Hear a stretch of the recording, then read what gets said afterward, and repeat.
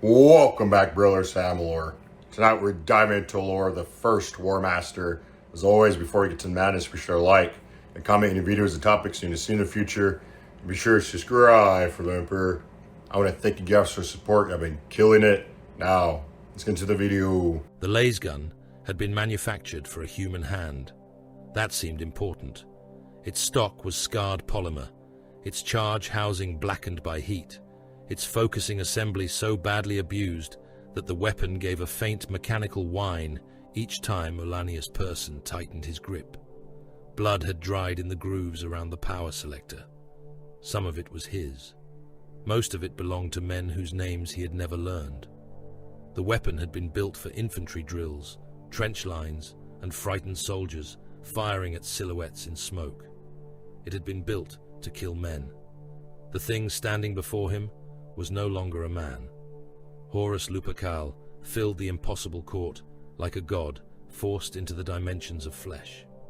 His plate was black beneath layers of blood, fire, and crawling warp light. The eye upon his breastplate seemed to blink independently of him. Shapes strained beneath his skin, vast presences wearing the Warmaster's body as a shared garment. Each breath he drew came with other breaths beneath it, some wet with hunger, some whispering promises, some laughing with the voices of murdered worlds. Behind Horus, reality opened and closed like a wound. There were no true walls aboard the vengeful spirit now. There was only the suggestion of walls, pillars, and vaulted darkness arranged according to the whim of powers that had forgotten geometry. Terror burned beyond windows that could not have existed. Armies died in reflections cast by pools of blood. The dead angel lay broken upon the court, his wings soaked red, his beauty made obscene by the violence done to it. The emperor lay beneath Horus's shadow. His armor was ruined. Gold had split from blackened metal. One arm rested at an angle no living joint should have endured. Blood ran beneath him in slow streams, catching the light of distant wars. He seemed small in that moment. Not because he was small, but because the thing above him had swollen beyond all sane proportion. Oll stood between them. He had stood in that place before. Not this court, not before this monster. Yet the distance between a killer and the body he intended to finish had never changed. A few paces, a held breath, a decision that could not be taken back. Horus looked down at the old soldier and smiled. There was affection in it. That was the worst thing. "Ollanius," said the Warmaster. The voice came from Horus, from the deck beneath Oll's boots, and from the ancient spaces behind his eyes. It carried the warmth that had once made armies adore him. Beneath that warmth moved four immeasurable hungers. Oll raised the laser gun. His shoulder was dislocated. His ribs ground together when he breathed. Blood filled one boot. None of it mattered. He brought the weapon to his cheek, settled the stock into the hollow beneath his collarbone, and sighted along the scorched barrel. The front post aligned with the center of Horus's chest. He knew what the shot would do. Nothing. A las bolt that could burn through flesh would gutter against that armor. A weapon meant for a mortal soldier could not kill the chosen vessel of the ruinous powers. Oll knew it, with the certainty of a man who had spent more lifetimes at war than most species spent alive. Still, his finger tightened against the trigger. The weapon's capacitors began to whine. And 45,000 years earlier, beneath a mound of nameless dead outside Nineveh, Ollanius Pius learned again that dying was never the difficult part. Returning was. He awoke without breath. Weight pressed down upon him. Bodies lay across his chest, face and legs, their blood cooling against his skin. Someone's severed arm had fallen over his mouth. Flies crawled across his closed eyelids. Pain arrived by degrees. First came the broken spine, each shattered portion grinding as bone drew itself together. Then the ribs, splintered inward by a mace or chariot wheel. One had pierced his heart, another had opened his left lung. He felt both organs repairing around the bone, muscle knitting in slow contractions that sent white heat through his chest. His fingers returned next, He had lost 3 from his right hand. They grew from ragged stumps as cartilage, tendon and flesh forced themselves into shape. Oll screamed against the dead man's arm, but there was no breath behind the sound. His throat had been opened. The severed vessels sealed one by one. His windpipe joined with a wet click. Air entered him. He dragged it in through blood. The first breath was always the worst. Life came back like an invading army, taking every nerve by violence. His heart spasmed, stopped, then began again. His ruined lung inflated around the rib still lodged inside it. Oll pushed upward, shifting the corpses by a handspan, and began dragging himself free. The dead did not help him. They never had. He emerged beneath a red dawn, naked except for a leather belt and one sandal. The battlefield extended across the dry plain in broken ranks. Chariots lay overturned among heaps of men and horses. Spearheads flashed between the bodies. Smoke rose from camps that had been looted before the killing ended. Oll rolled onto his back and waited for his legs to remember their purpose. He did not know how long he had lived.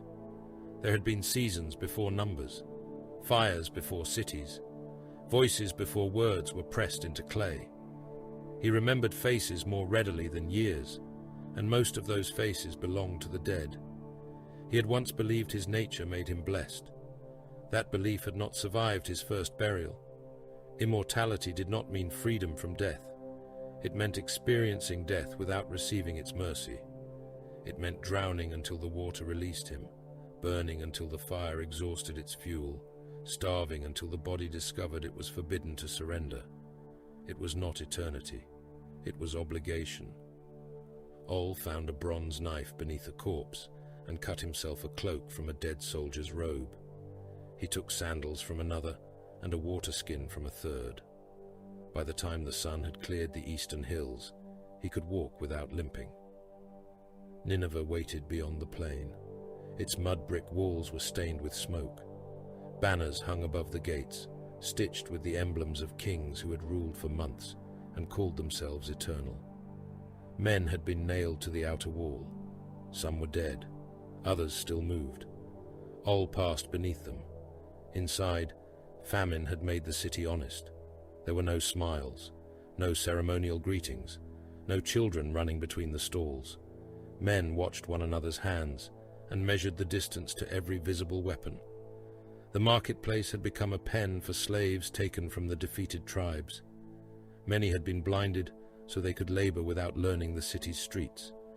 Their empty sockets were packed with ash to slow infection. At the eastern square, priests opened a prisoner from throat to groin and searched his organs for omens. The condemned man remained conscious long enough to see his own liver lifted toward the sun. Oll walked on. The city was dying, but not all of it had to die at once. He climbed the granary tower and looked across the districts. The southern quarter had walls of fitted stone and access to 3 cisterns. The river district was too open. The western quarter was already burning. The northern dwellings were packed with refugees, livestock and disease. A local captain found him studying the streets. The captain wore scale armor and carried a copper axe. His beard was bound in bronze rings, each engraved with the name of a man he claimed to have killed. "You are not of this city," he said. "No." "Then leave the tower." Oll pointed toward the northern quarter. "Abandon it." The captain stared at him. "There are 10,000 souls there. More. Most are starving. The wells are fouled, and the western fire will reach the roofs before sunset. They are subjects of the king. Then the king has too many subjects, and not enough city." The captain raised his axe. Oll took it from him. There was no flourish. He trapped the haft, drove his forehead into the captain's nose, and twisted until the man fell. Oll held the axe blade beneath his jaw. "Open the southern granaries," he said. "Move 1/4 of the grain into the stone district. Burn the rest if the northern gates fail." "Who are you?" "The man telling you which part of your city can survive." The captain obeyed, because pain had made the argument simple. By midday, Oll had gathered enough frightened officers to impose a plan. Grain was distributed to the southern quarter. The inner gates were barred. Archers took the roofs. Water carriers filled every jar that could be found. Then the northern district began to collapse. The people came south in a single mass. They struck the inner gates with hammers, stones, and bare hands. The first ranks were crushed against the timber by those behind them. Men lifted infants above their heads. Old soldiers shouted the names of campaigns they had fought for the city's kings. All stood upon the gatehouse and listened. The captain beside him was pale beneath the blood drying in his beard. "We can still open it," he said. "No. They are our people. They are a breach waiting to happen. There are thousands. There are more behind us." The captain looked at him with hatred. All had seen that look under other suns. "Do it yourself, then," the captain said. All took the bar in both hands and forced it deeper into its brackets. Below, the crowd heard the timber groan. Their pleading became a roar. The fire reached them before dusk. All watched smoke gather over the northern quarter. He did not turn away when the screaming began. Commanders who could not listen to the cost of their orders had no right to give them. "Cruel," said a voice behind him. The captain and his guards lowered their weapons before all had turned. They did not decide to do it. Their muscles simply accepted the presence approaching them. Spears dipped, knees bent, heads bowed beneath a pressure none of them understood. The newcomer dressed as a king, though not one belonging to Nineveh. His robe was dark, his breastplate bronze, his black hair bound away from a face too calm for the city around him. No crown rested upon his brow. He required none. All had met warlords who filled rooms with fear, priests who filled temples with belief. This man filled the air with inevitability. All disliked him at once. "You closed the gates," the stranger said. "I did. You condemned an entire district. I kept the others alive. You did not ask permission. The dead rarely complain about procedure." A faint expression touched the man's face. Not amusement, recognition. "How old are you?" he asked. "Older than your right to ask." The guard stiffened. The captain looked as though all had insulted the sun. The stranger merely studied him. Something moved behind his eyes. All felt it touch the borders of his mind, vast and controlled. He thought of walls, not because he believed they would stop the intrusion, but because defiance had become habit. The pressure withdrew. "You are like me," said the stranger. "No. You return. So do infections. You have led armies. I have survived them." The stranger looked toward the burning north. Humanity requires more than survival. That is what kings always say before they ask men to die. The man's gaze returned to him. "There is a tower rising in East Phoenicia." All said nothing. Its builders have found fragments of a language older than any tongue spoken by mankind. It is not a language of description. It is a language of command. A spell, a crude word. Most words are. The stranger stepped to the parapet. Below them, soldiers moved grain through streets lined with corpses. The cult carving the tower has learned to injure the barrier between the world and the immaterium. They can alter flesh with broken syllables. They can force men to forget their names. When the tower is complete, they may speak to entire nations at once. Then destroy it. I intend to. You have an army. I require a commander. All looked at him. Find another. The first horn sounded from the eastern wall. A second answered it. Then a third, abruptly cut short. Men began shouting in the streets. The stranger closed his eyes as though listening to something farther away than the walls. All watched him and understood. You knew, All said. I suspected. You let them come. I wished to see what you would do. The eastern gate exploded inward. Timber, bronze, and pieces of men crossed the adjoining square. Warriors poured through the breach, their bodies cut with ritual scars. They carried hooked blades and shields made from stretched human skin. Behind them, walked priests in clay masks. The priests spoke. The sounds were too small for what they did. A defender on the wall turned and drove his spear through the man beside him. Another clawed at his own eyes. Blood ran from the ears of an entire archer company as they began firing into the streets below. All was moving before the captain found his voice. "Signal the southern roofs. Loose into the eastern. Companies!" The captain stared at him. "Our men are there." "Not anymore. They can be saved. Loose." The captain hesitated.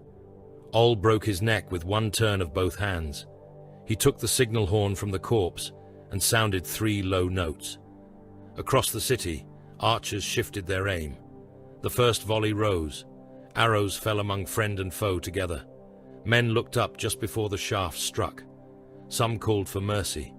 Others stood motionless, blood pouring from their eyes, as something behind those eyes learned how to use their bodies. "Again," Oll ordered. The second volley darkened the square. Hundreds died.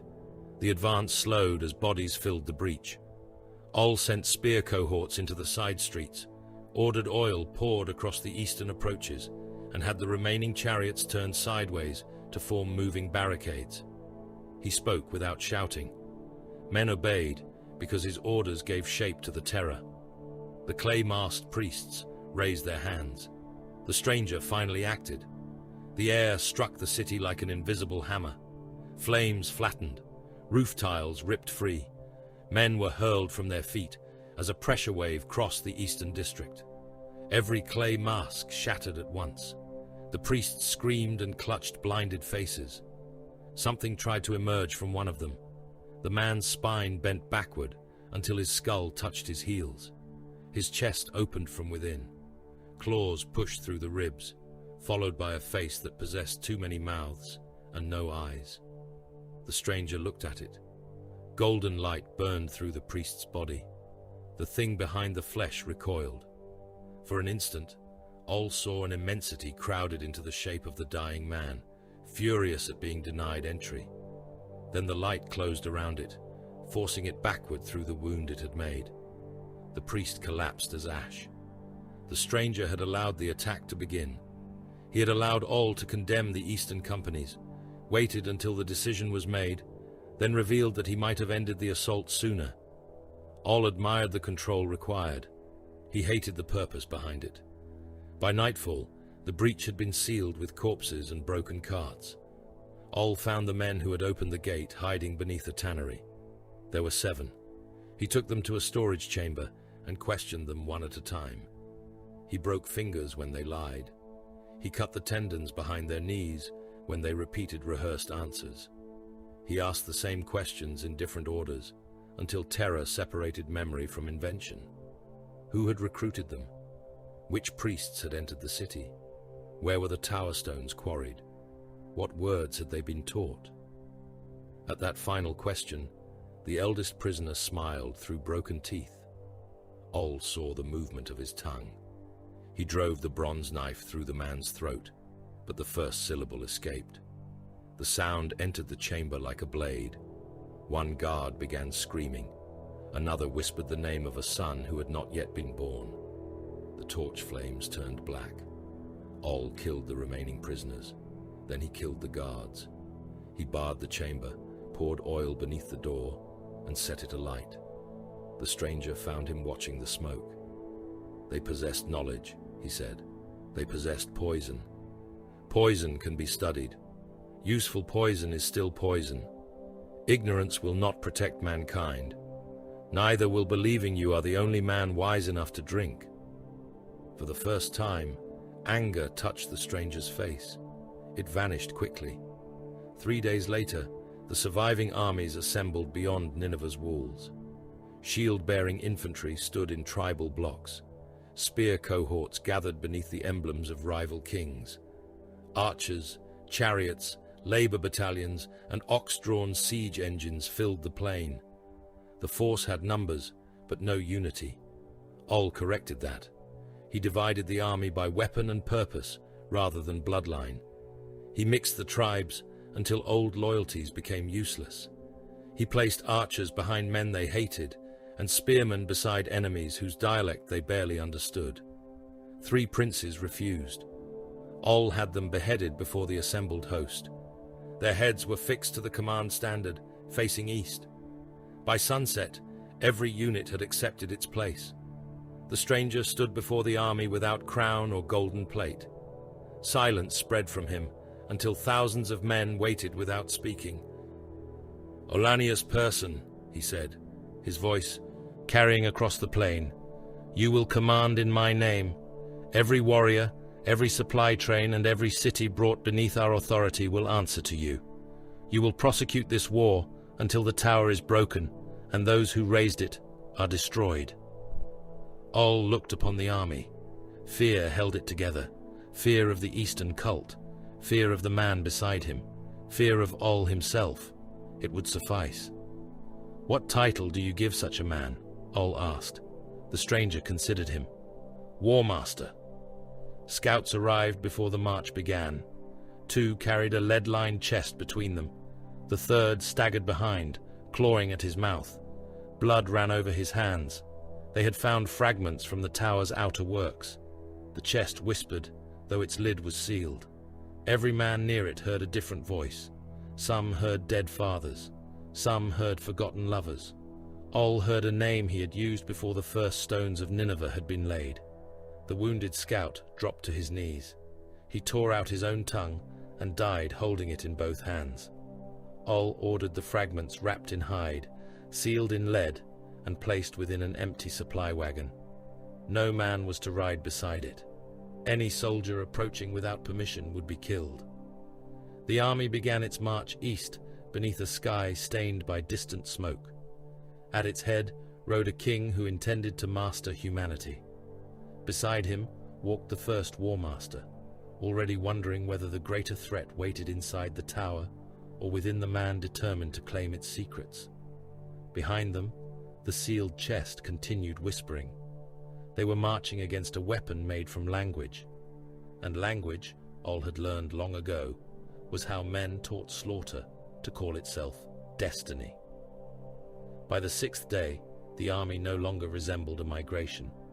Ollanius Pius had cut it apart and assembled it again. The tribal hosts had left Nineveh, as they had always marched to war, each king surrounded by his own bloodline, each company burdened with wives, slaves, livestock, captured wealth, and enough ceremonial baggage to announce its status from one horizon to the next. Warriors carried shields painted with ancestral beasts. Chariot lords raced one another along the flanks. Priests halted entire columns to consult the flight of birds. Oll ended all of it. He divided the host according to purpose. Spearmen marched with spearmen, archers with archers, laborers with laborers. Chariots were removed from the command of princes and placed beneath men who understood roads, fodder, and axle repair. Herds were driven behind the baggage columns rather than through them. Tribal banners remained, because men required something familiar to die beneath, but the banners no longer dictated where their bearers stood. The kings objected. Oll listened until they finished. Then he ignored them. Every company carried water, dried grain, rope, lamp oil, spare sandal leather, and replacement spearheads. Every 10th man bore tools rather than a weapon. Every 5th wagon carried no food at all, only spare timber, bronze fittings, and hide for repairing siege engines. The loads were weighed each dawn. Men who abandoned equipment to walk faster were flogged before their cohorts. Officers who claimed supplies they did not possess were hanged from their own wagons. The first such officer protested that his family had ruled the river country since before Nineveh raised its walls. Oll had the wagon moved to the head of the column, where the corpse swung above the road for 3 days. The army learned. Watch duties rotated at dusk, midnight, and before dawn. Deserter details traveled behind the host with hounds and short spears. They returned each morning dragging bodies by the heels. Some deserters were beheaded, others were impaled beside the road, where the army passed closely enough to hear them beg for water. By the 9th day, men marched when ordered. By the 12th, They halted without colliding into the column ahead. By the 15th, the first supply wagon reached camp before sunset. All considered that the campaign's first true victory, the man who would one day be called Emperor, watched the transformation from horseback. He rode a black stallion without ornament. No guards surrounded him, though there were always warriors near enough to die in his place. Men made room as he passed. Some bowed, others simply looked away, unable to withstand his attention. He had appointed Oll Warmaster before the host, yet he continued to study every order as though the appointment itself were another test. All knew kings. They praised a man's judgment until it contradicted their desire. East Phoenicia spread before them as a country of stone ridges, river valleys, and walled towns. Smoke marked the horizon each night. Signal fires flared from peak to peak, carrying warnings faster than any runner. The cult had prepared.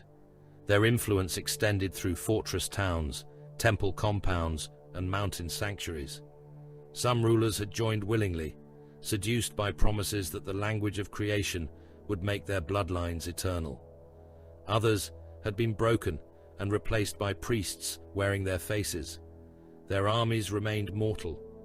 Enslaved spearmen stood in the front ranks with iron collars around their throats. Initiates came behind them, scarred from scalp to heel and drugged until wounds became meaningless.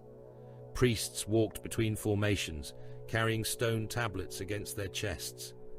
The markings on those tablets appeared crude, but Oll had watched crude words turn loyal soldiers into murderers. He would not give the tablets a chance to speak. The first fortress lay above a narrow river crossing. Its commander lined the walls with prisoners and sent a herald to demand submission. Oll gave the man food, water, and a fresh horse. Then he ordered the army past the fortress. The herald followed him in disbelief. "You will not attack?" "No. The road belongs to my lord." "Not for long." Oll sent labor battalions upriver. They broke the irrigation channels and diverted the water into dry ground. Other companies cut down the orchards, harvested what grain they could carry, and burned the rest. Archers killed anyone attempting to leave the fortress after dark. The garrison surrendered 11 days later. Oll took their weapons, selected the strongest men for labor service, and cut the throats of every priest. Then he left the gates open. The next fortified town refused surrender. Oll poisoned its wells with dead animals and marched on. A third stronghold sent chariots to harass the baggage train. Oll allowed them to raid 2 empty wagons, then trapped them between hidden archers and a ditch lined with sharpened stakes. The captured charioteers were blinded and returned to their city carrying a message. There would be no glorious battle. There would be hunger, thirst, and fire. The cult had fortified the country to withstand armies. Oll transformed the country into the weapon that killed them. 3 settlements stood along the eastern branch of the river, supplying grain and lamp oil to the tower's outer works. Their elders denied any allegiance to the cult. Oll's scouts found marked tablets hidden beneath the floor of a shrine and lists of offerings recorded in fresh clay. He ordered the settlements burned. The inhabitants were driven into the salt country with whatever they could carry. Thousands walked east beneath the sun, old men leaning upon boys, wounded soldiers carried on doors, infants crying from thirst before the river had vanished behind them. The emperor came to Oll while the last roofs were collapsing. Smoke moved between them. "You condemned them to die," he said. "They supplied the enemy. Some did. Enough." The emperor watched a line of refugees disappear into the white distance. "There is no water where you sent them. There was water here. The cult used it. You could have occupied the settlements.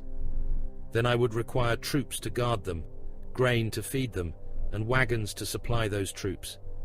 The cult would poison the wells or corrupt the inhabitants. I would lose men holding ground that serves no purpose. They are human beings. So are the men who will die if this war lasts another season."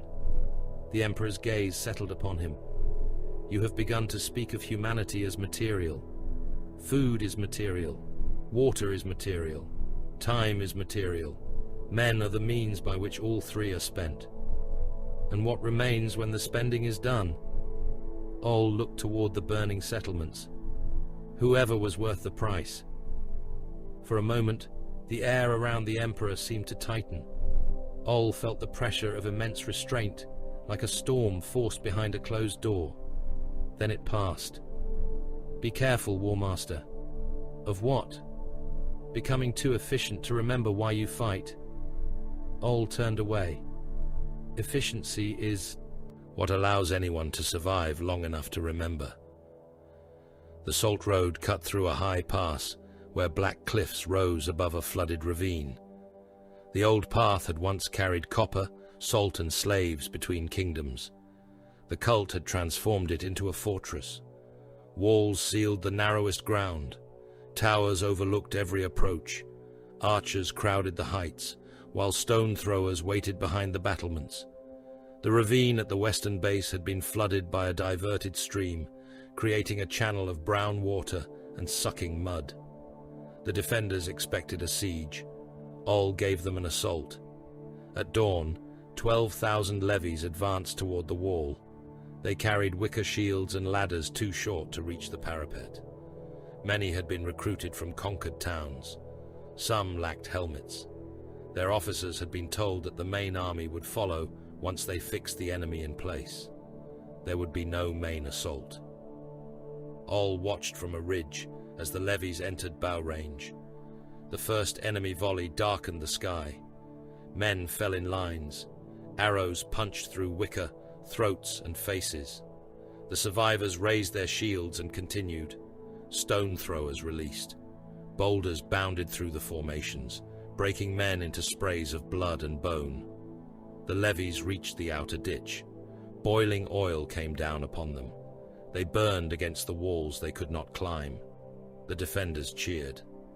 While they watched the slaughter, Oll's veterans entered the flooded ravine 2 miles west. Reed screens covered them from the signal towers. Men crossed with water at their chests, holding shields and weapons above their heads. Some stepped into hidden channels and vanished. Others drowned silently when their armor pulled them beneath the mud. Those who reached the far bank climbed the rear escarpment using ropes carried since Nineveh. By midday, they had entered the first signal tower. By afternoon, every tower along the western ridge had fallen. The defenders on the walls did not understand why their warning fires remained unlit until Oll's veterans came down behind them. The salt road belonged to him before sunset. 12,000 levies had begun the assault. Fewer than 3,000 walked away. The survivors learned the truth that night. They gathered in the lower camp, shouting that they had been used. Men overturned water jars and tore down unit markers. Officers who tried to restore order were beaten with spear shafts. The mutiny spread toward the supply lines. Oll removed his bronze cuirass, sword and knife. He entered the camp alone. The shouting diminished as men recognized him. A broad-shouldered levy captain stepped forward. Half his face had been burned. Blisters covered his neck, and one eye had swollen shut. "You knew," the captain said. "Yes." "You knew the ladders would fail." "Yes." "You sent us to die." "I sent you to hold their attention." The captain's remaining eye filled with tears. "My sons were against that wall. Then they died where I required them." The camp erupted. All stood still. The captain drew a bronze knife. Men closed around them, breathing hard, waiting for the Warmaster to call guards who were not there. All opened his arms. "Do it." The captain stared. "You want payment," All said. "Take it." The knife entered beneath All's ribs. The captain drove it deep and twisted. Pain folded All around the blade. He felt the edge open his liver and tear through a major vessel. Blood filled his abdomen in a hot rush. The captain pulled the knife free. All dropped to his knees. Someone struck him from behind. A spearhead entered his back and emerged below his collarbone. Another man kicked him in the mouth. The world became boots, dust, and blood. They left him dead beside the campfire. The mutineers remained to see what their vengeance had purchased. Before dawn, Oll's heart began beating again. His lungs convulsed, torn organs knitted. The spear wound tightened around empty air. Bone moved beneath his skin with small, grinding sounds. Men backed away. Some prayed. Oll pushed himself upright. The burned captain stood where he had remained through the night, the bloodied knife hanging from his hand. Oll crossed the space between them. The captain tried to raise the blade. Oll caught his wrist, stepped behind him and broke his neck. The body fell. Oll looked at the assembled levies. "I spent your sons," he said. His voice was raw from blood. "I spent myself. I will spend every life in this host if the price buys victory." No one answered. "I do not ask you to love me. I do not ask you to believe the dead were chosen fairly. I ask you to march when ordered and kill when commanded. Refuse, and the execution details will begin here." He left them with the corpse. At sunrise, the levies returned to formation. The story traveled faster than the army. Men whispered that the Warmaster could not be killed. Some claimed he had risen because the gods approved of him. Others believed he was a corpse animated by the king's sorcery. Oll discouraged none of it. Fear and superstition carried weight no wagon could bear. The proto-cogniti answered 3 days later. A line of figures appeared on the road ahead. They wore the remnants of Oll's army colors. Scouts counted 47 men. All had been captured during earlier fighting. They walked unarmed, stumbling beneath the sun. Their skin had been cut open along the arms, chest, and face. Thin lines showed where symbols had been carved into the bones beneath, and the flesh sewn closed over them. Oll ordered the nearest companies back. One returning prisoner lifted his hands. "Warmaster," he called. "We escaped." Oll saw the hope move through the soldiers around him. Men recognized friends. Officers shouted names. The prisoners began weeping. "Fourth River Spear!" someone called from the line. "Hold there! We are coming for you!" The carved men stopped. Their bodies stiffened at the sound of the unit designation. The first prisoner burst apart. There was no simple explosion. His ribs opened like gates. Darkness poured from inside him, carrying limbs that bent in the wrong direction. Another prisoner split from throat to groin. A horned shape pushed through the wound, dragging itself into the world in a flood of organs. Oll raised his hand. "Archers!" The returning soldiers began to run toward him. "Warmaster!" one screamed. "Remember us!" "Loose!" Arrows crossed the road. The prisoners fell beneath them. Some died before their carvings awakened. Others opened as they collapsed, becoming ruptures through which malformed things crawled. The sky darkened. The Emperor moved forward. Radiance gathered around him, not the gentle light of dawn, but the white fury of a star stripped of distance. Demons turned toward him and burned. Their flesh became smoke, their voices rising in languages that caused blood to leak from mortal ears. Oll did not watch. The physical enemy had followed the prisoners. Cult warriors emerged from dry gullies on both flanks, driving carts filled with oil and bound captives. Priests walked behind them, stone tablets raised. Oll sounded the advance. Shield companies closed into wedges. Spearmen braced behind them. He ordered the front rank to yield ground by measured steps, drawing the cult force between the abandoned supply wagons. Then the oil was lit. Flames climbed the carts. The enemy hesitated. Oll entered the crush. He carried a short spear and a rectangular shield taken from a dead levy. There was no hidden power in either weapon. He killed through timing. A spear thrust entered beneath a raised arm. The shield rim broke teeth. He stepped around a falling man before the corpse touched earth and opened another throat with the bronze spearhead. Around him, formations compressed. Men lost room to swing weapons. Shields locked against shields. Those in the center could no longer breathe. Oll ordered his cohorts forward until the enemy mass was pinned against the burning wagons. The screams became one continuous sound. Priests attempted to lift their tablets. Archers shot them through the hands and mouths. The Emperor passed through the demonic incursion like judgment given human shape. Warp things clawed at him and dissolved. Light poured from his eyes.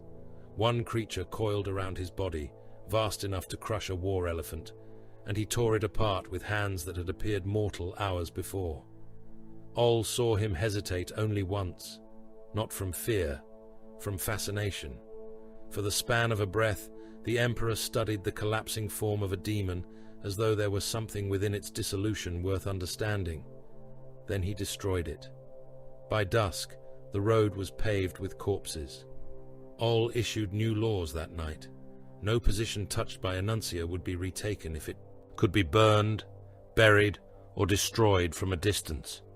No wounded man exposed to the language would be recovered. No archive would be read. No inscription would be copied.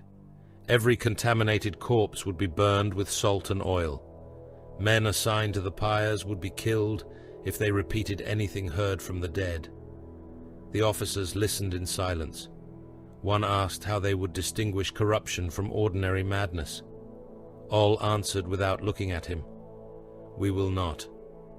The campaign changed.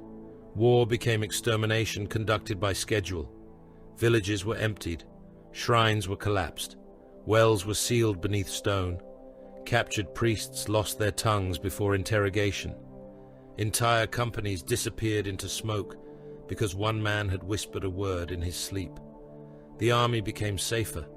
It also became something no sane man would have followed willingly at the beginning. A cult scribe was taken alive near the foothills. His fingers had been removed so he could not write. His jaw had been bound shut with leather. Oll questioned him through gestures and scratched signs in the dirt. The scribe claimed to know the tower's inner design. He claimed the king sought more than victory. When Oll loosened the binding enough to permit speech, the prisoner smiled. "He wants the words." Oll struck him across the mouth. "He wants the tower broken. He wants what is carved upon it. He told our masters so before he turned against them. You lie. Ask why he preserves prisoners.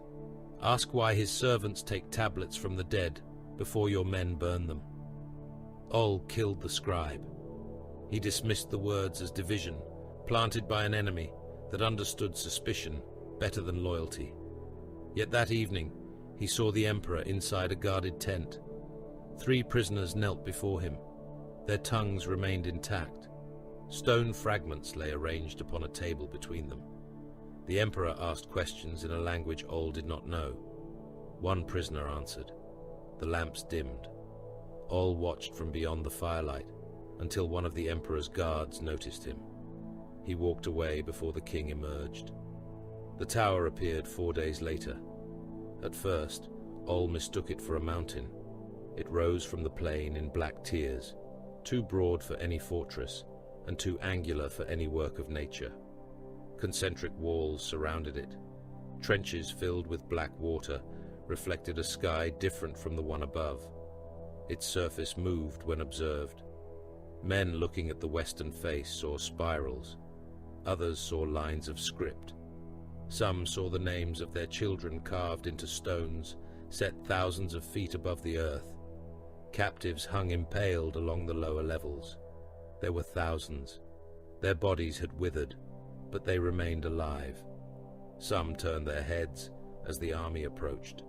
Others had been reduced to skin stretched over bone, their mouths still moving in endless prayer. The tower would not permit them to die. The army halted without command. Even the horses became silent. Oll rode to the front and studied the walls, the trenches, and the moving inscriptions.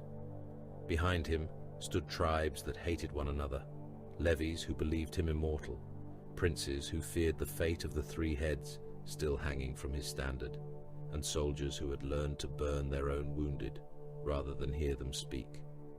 Beside him waited the man who intended to save humanity by mastering every force that threatened it. Oll raised his hand. "Encircle it." Officers repeated the command. Horns sounded. Columns began spreading across the plain. The Emperor watched the tower, with an expression Oll had hoped never to see. Wonder. Oll kept his eyes upon the impaled captives. "No surrender will be accepted," he said. "No prisoner will leave those walls. No soul inside will survive." The words traveled through the army. Across the plain, the tower whispered back. The tower did not sleep. It waited. Its black tears rose against the dawn, like the exposed vertebrae of some buried god, each level broader than a fortress, and crowded with carvings that changed whenever the eye attempted to hold them. From the plain, the inscriptions seemed to writhe across the stone. Men who stared too long claimed the marks were not moving at all. They said the tower was still, and it was the world around it that shifted. Ollanius Pius ordered any man caught studying the walls to be blinded. The first 2 soldiers were spared, with flogging. The third was discovered scratching symbols into his shield with a broken arrowhead.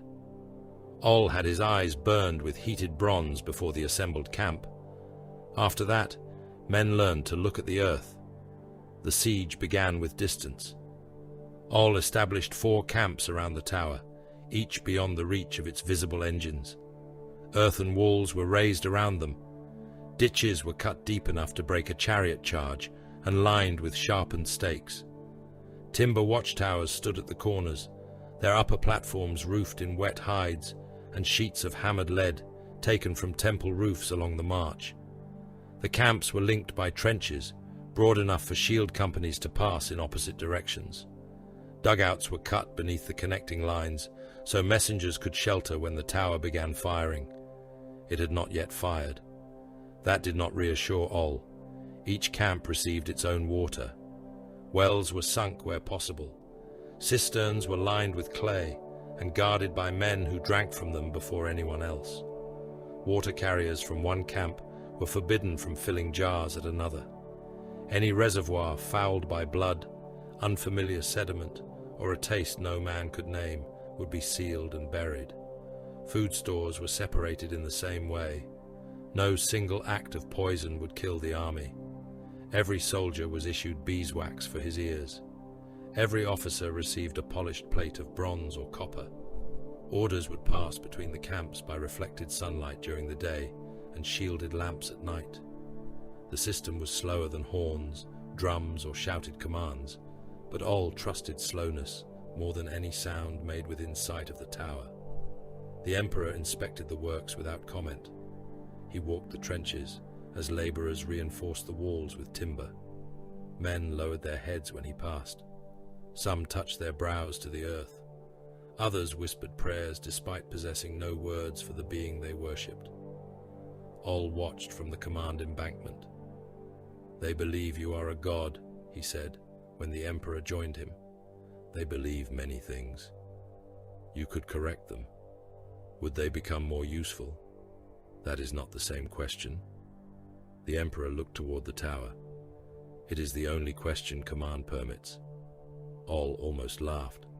Instead, he handed him a polished signal plate. The Emperor examined his reflection in the bronze. "You expect the tower to speak. I expect it to do worse." The first night proved him right. No stone was cast. No gate opened. No horn sounded from the walls. The inscriptions simply began to glow. The light was not bright. It did not illuminate the plain. It gathered inside the grooves of the tower, like moonlight trapped beneath black ice. Across the eastern camp, men woke at the same moment. They rose from their sleeping mats without alarm. They did not reach for weapons or wake their comrades. They walked calmly toward the gates. The sentries challenged them. The waking men answered with names, not their own names. They spoke the names used by mothers to soothe infants, the names whispered between brothers before either was old enough to carry a spear, the hidden names of the dead that had never been carved into stone. The sentries opened the gates. Oll was awake before the first man reached the plain. He heard no voice from the tower. Wax sealed his ears, and thick cloth had been bound over them. Yet something moved through the camp, not as sound, but as recognition. The presence brushed against the interior of his skull and searched for a word that would open him. It found too many names. Some belonged to men buried beneath cities that no longer existed. Some belonged to children whose descendants had become tribes, and whose tribes had become dust. The tower whispered them all. Oll felt no temptation to answer. There had been too many versions of him for any single name to carry authority. He climbed the eastern wall. Hundreds of soldiers stood outside the gate. They knelt in rows. Each man drew a knife across his own throat. Blood poured onto the ground. The dying soldiers leaned forward and traced symbols into the soil with their fingers.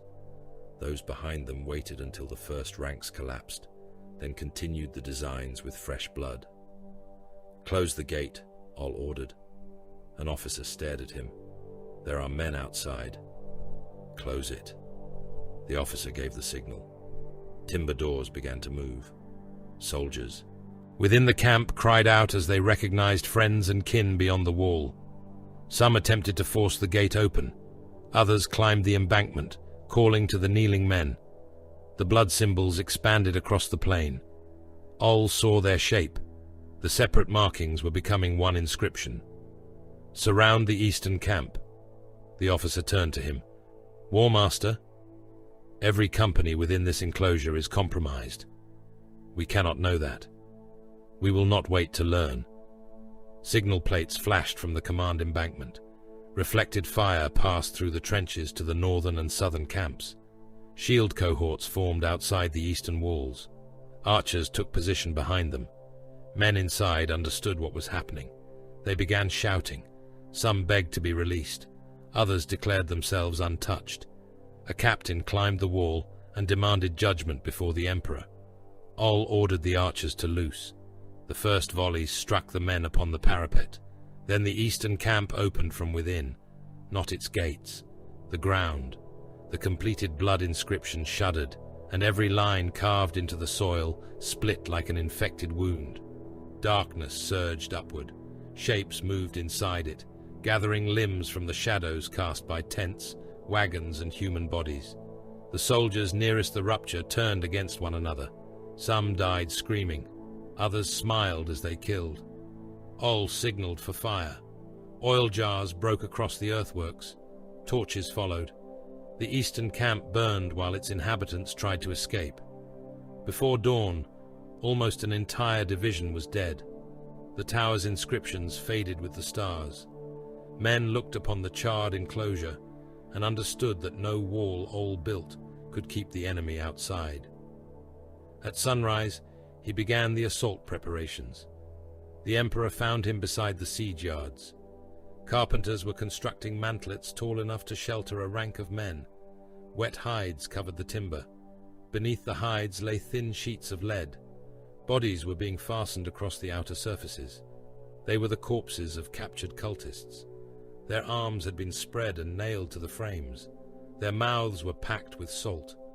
Marks were burned into their brows, so the dead remained recognizable. The emperor stopped before the nearest mantlet. "Explain this. The tower speaks to names. And you believe the dead will shield the living? I believe a curse directed at a named victim may strike the first recognizable flesh placed before it. You do not know that? No. Then this is superstition. It is an experiment." The emperor looked at the corpse nailed across the lead sheeting. "You make a poor distinction. Poor distinctions are all war leaves us." Beyond the siege yards, miners entered shafts dug toward the outer wall. They carried wicker baskets, bronze picks, and clay lamps. Each team was followed by laborers hauling timber supports. Oll had selected men from mountain tribes accustomed to working beneath stone. The first tunnels would collapse. The second would flood. The third might reach the foundations. He had planned for all three. The emperor watched the miners disappear underground. A frontal assault would be faster. It would also be what they expect. You have numbers. They have words. The gates of the tower opened before midday. Thousands of warriors emerged. They came in ordered ranks, though no discipline held them. Their pupils were wide from narcotic resins. Ritual cuts covered their bodies. Some had iron hooks driven through their cheeks to keep their mouths open while they screamed. Behind them walked the constructs. They were made from men. Bodies had been stitched together into towering frames, ribs locked around timber cores, limbs bound into clusters that moved with the rhythm of many hearts. A dozen heads were mounted across each chest. Some still pleaded, others shouted commands in voices that belonged to different throats. The enemy advanced toward the southern camp. Oll allowed them to come. His visible lines withdrew. Shield companies abandoned the first ditch and fell back between rows of empty supply wagons.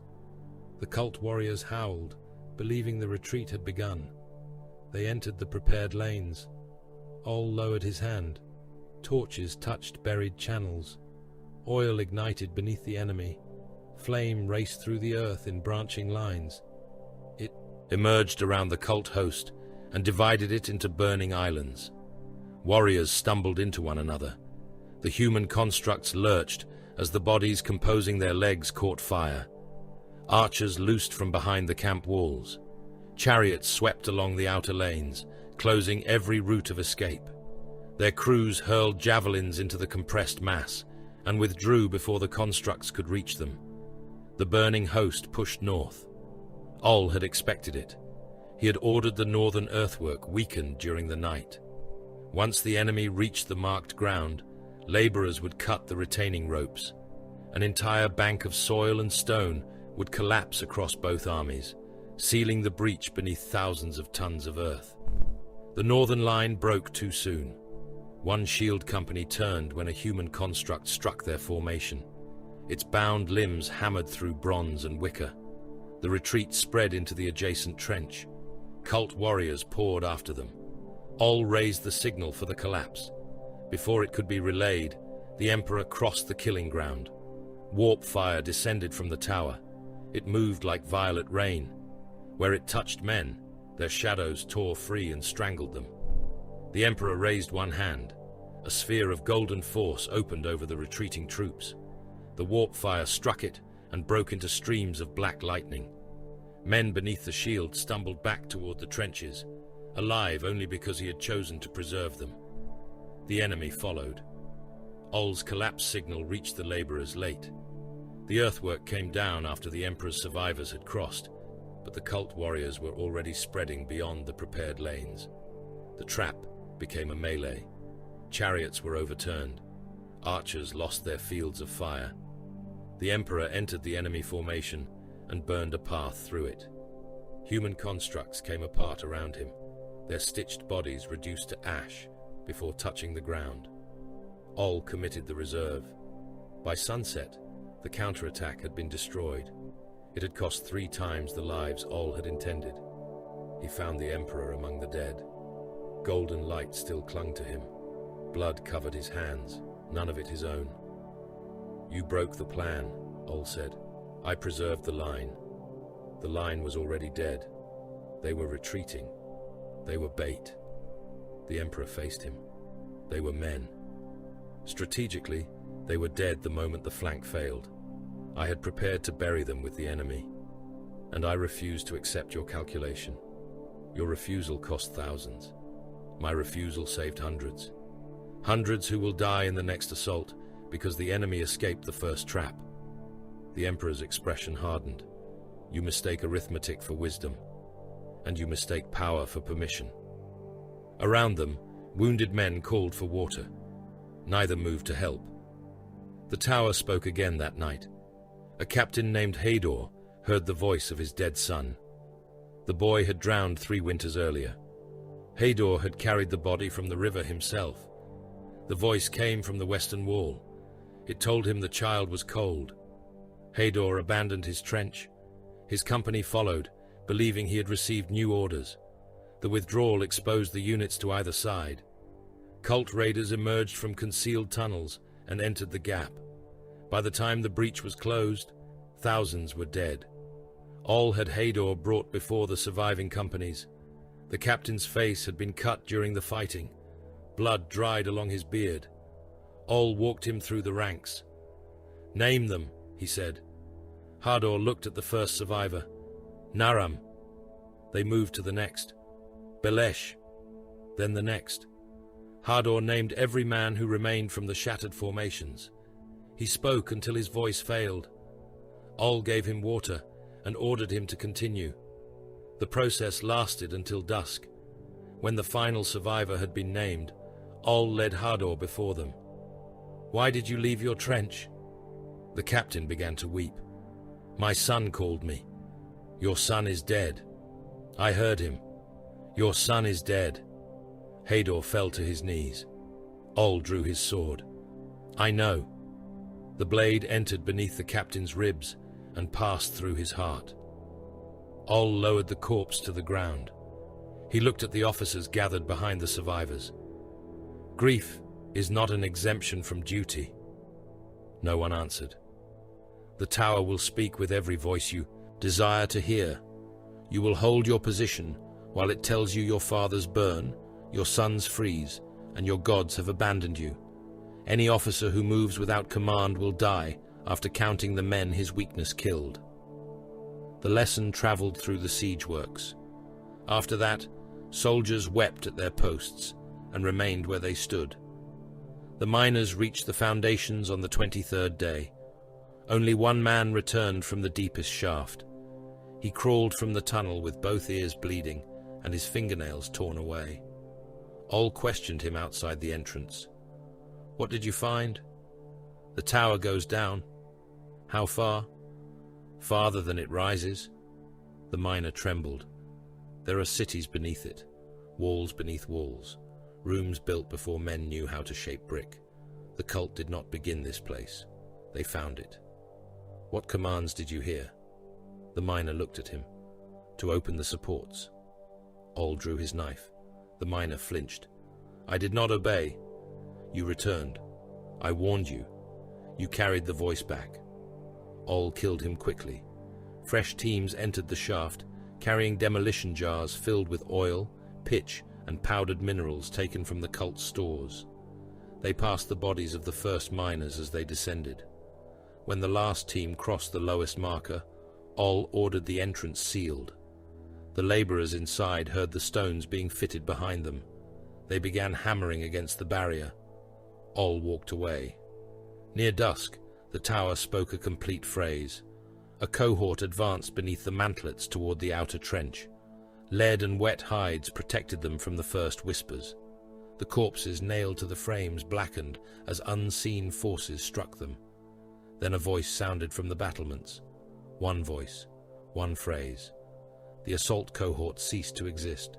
There was no blast, no flash. Men, armor, shields, and siege frames became a red mist hanging above the ground. For several moments, the vapor held the shape of the formation. Then it began screaming. Oll listened from behind the forward wall. The sound continued after the wind dispersed the blood. He studied the signal records. The phrase had required several breaths. Each portion had carried a rhythm, a pause, a gathering of force. The next morning, Oll placed hundreds of drums along the assault line. When the tower began to speak again, every drummer struck at once. The plain convulsed with sound. Rhythm collided with rhythm. The tower's phrase faltered. Its final syllable broke. Stone burst from the battlements. The speaker vanished in a shower of flesh. Oll gave the mine signal. Beneath the tower, buried men ignited the demolition jars. The ground rose.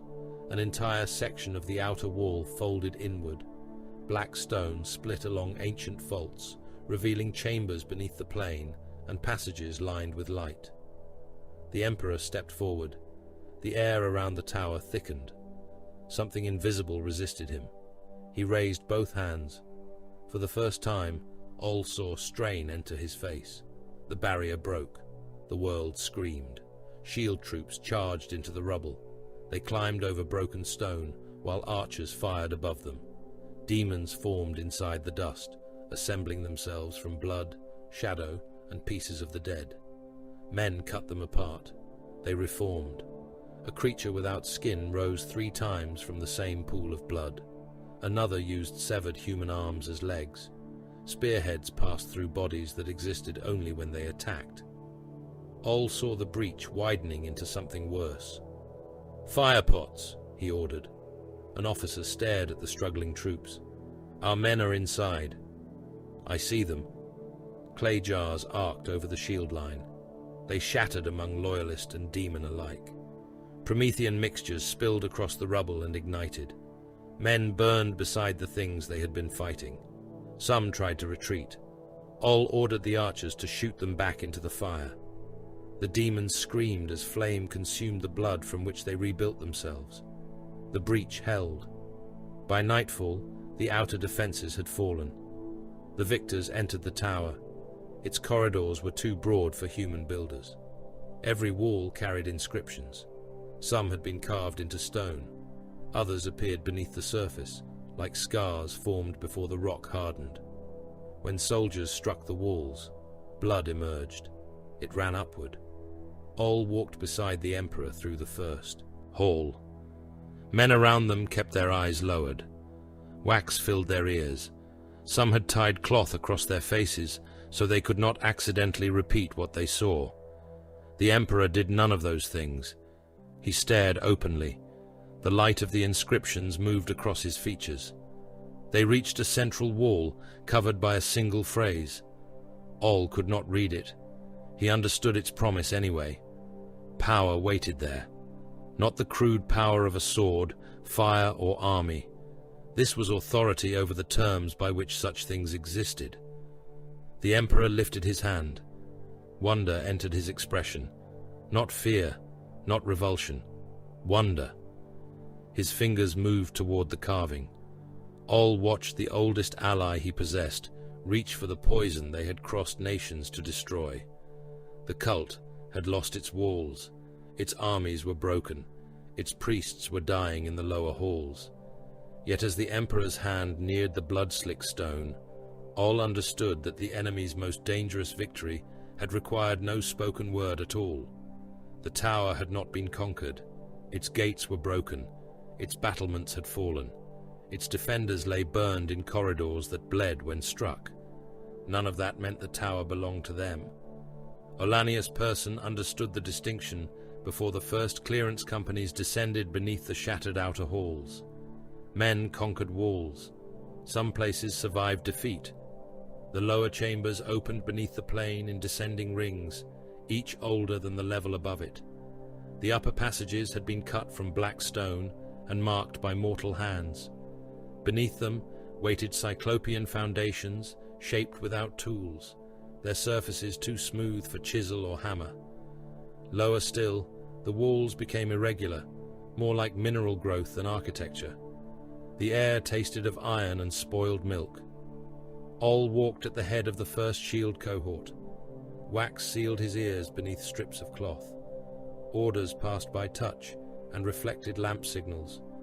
Every soldier carried oil, salt, and a torch, in addition to spear and shield.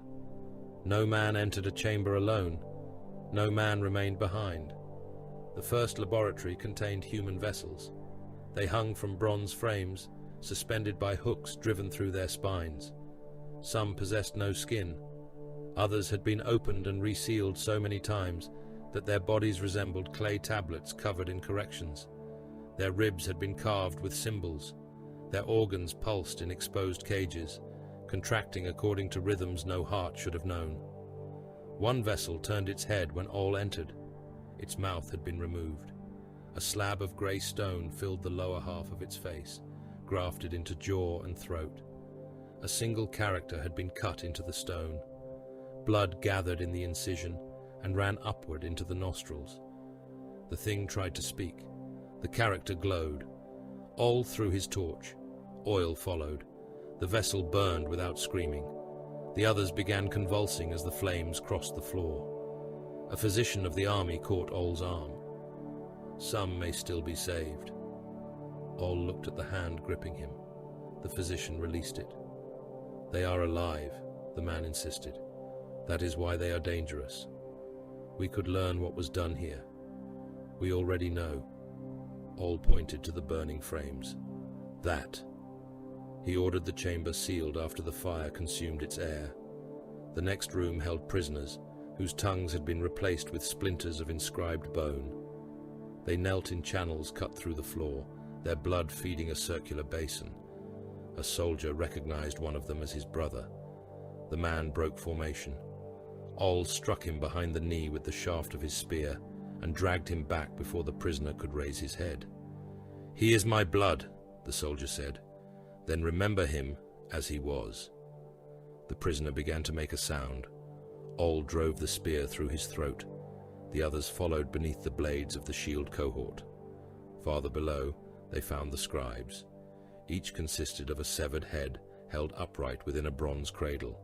Tubes entered the necks, feeding blood and air into flesh that should have decayed years earlier.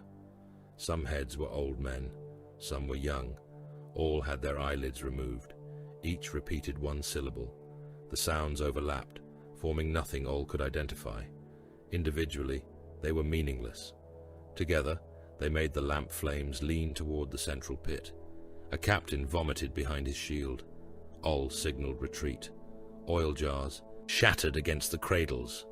Salt hissed in the exposed arteries. The severed heads continued speaking as fire consumed their lips. One laughed after its tongue had burned away. The laughter followed the company into the passage. Chamber by chamber, Oll transformed the underways into a furnace. He did not examine the ritual instruments. He did not permit scribes to copy inscriptions.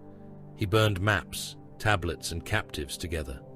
Where fire failed, he collapsed ceilings.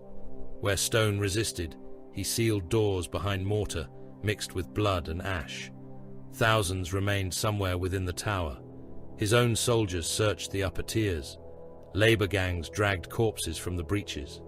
Wounded men lay in captured halls, awaiting healers who would never reach them. Oll considered all of them compromised. The Emperor descended toward the central archive with an escort of chosen warriors. He wore no helm. Dust had settled across his dark hair and bronze armor. Golden light moved beneath his skin with each step, faint as banked flame.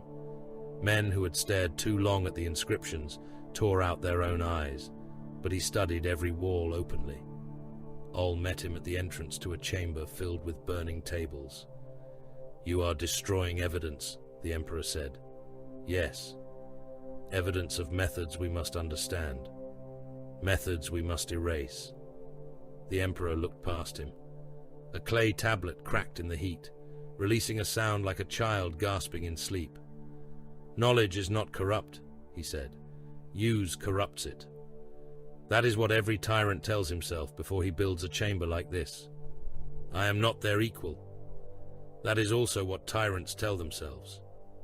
The warriors around them became very still. The Emperor stepped closer. His presence pressed against the confines of the corridor. Oll felt the tower respond, its hidden markings brightening as though recognizing another source of authority. "There are powers beyond this world," the Emperor said. "Predators that will not remain hidden forever.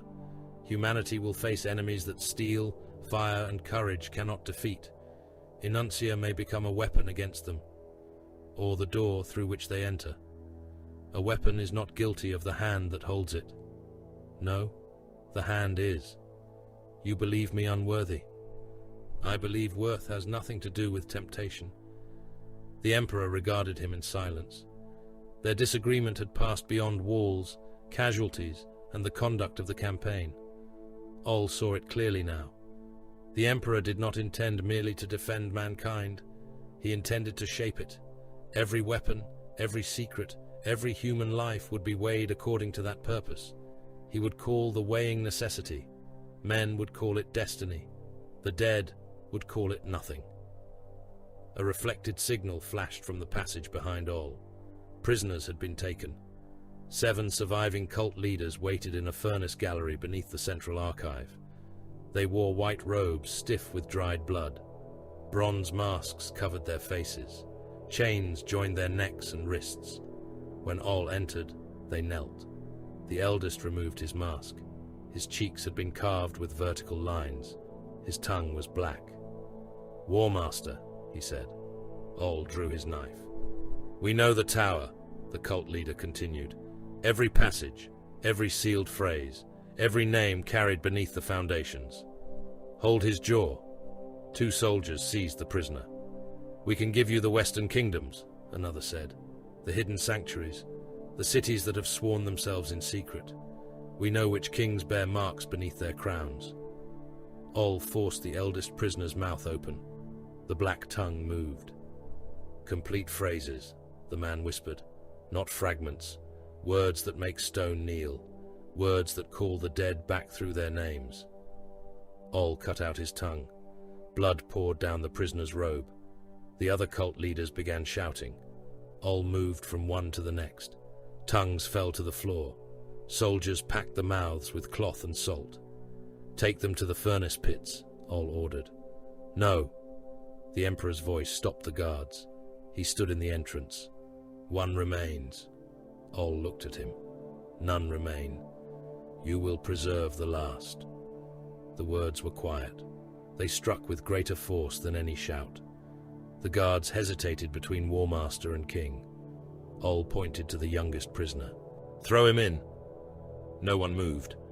The Emperor entered the chamber. That is a command.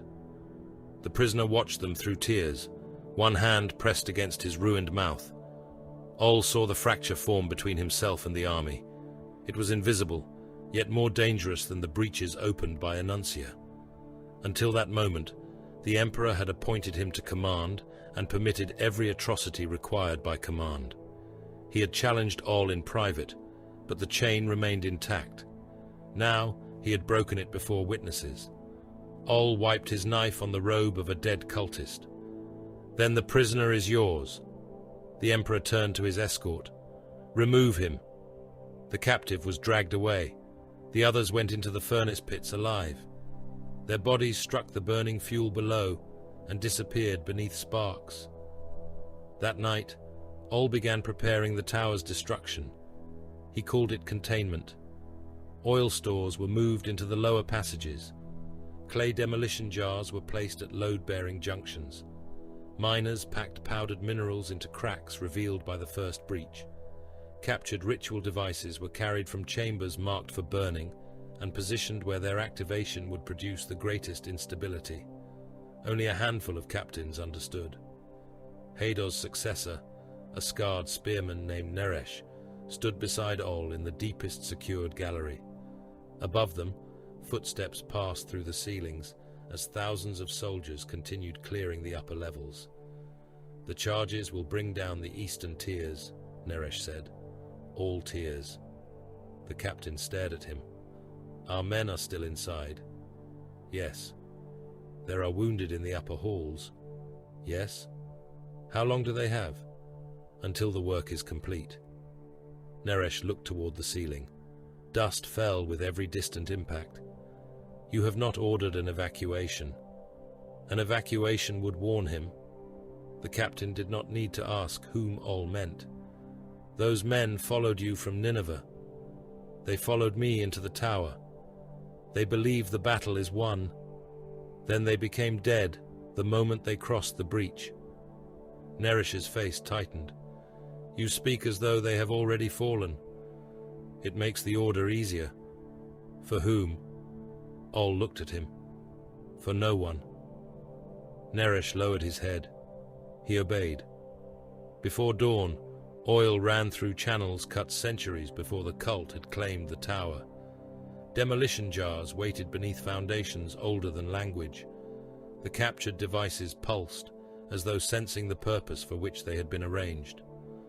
Oll carried the ignition cord toward the central archive. The Emperor was waiting. Behind him stood the preserved cult leader and a ring of armed guards. The prisoner's mouth had been sealed with bronze wire. His eyes followed Oll with desperate triumph.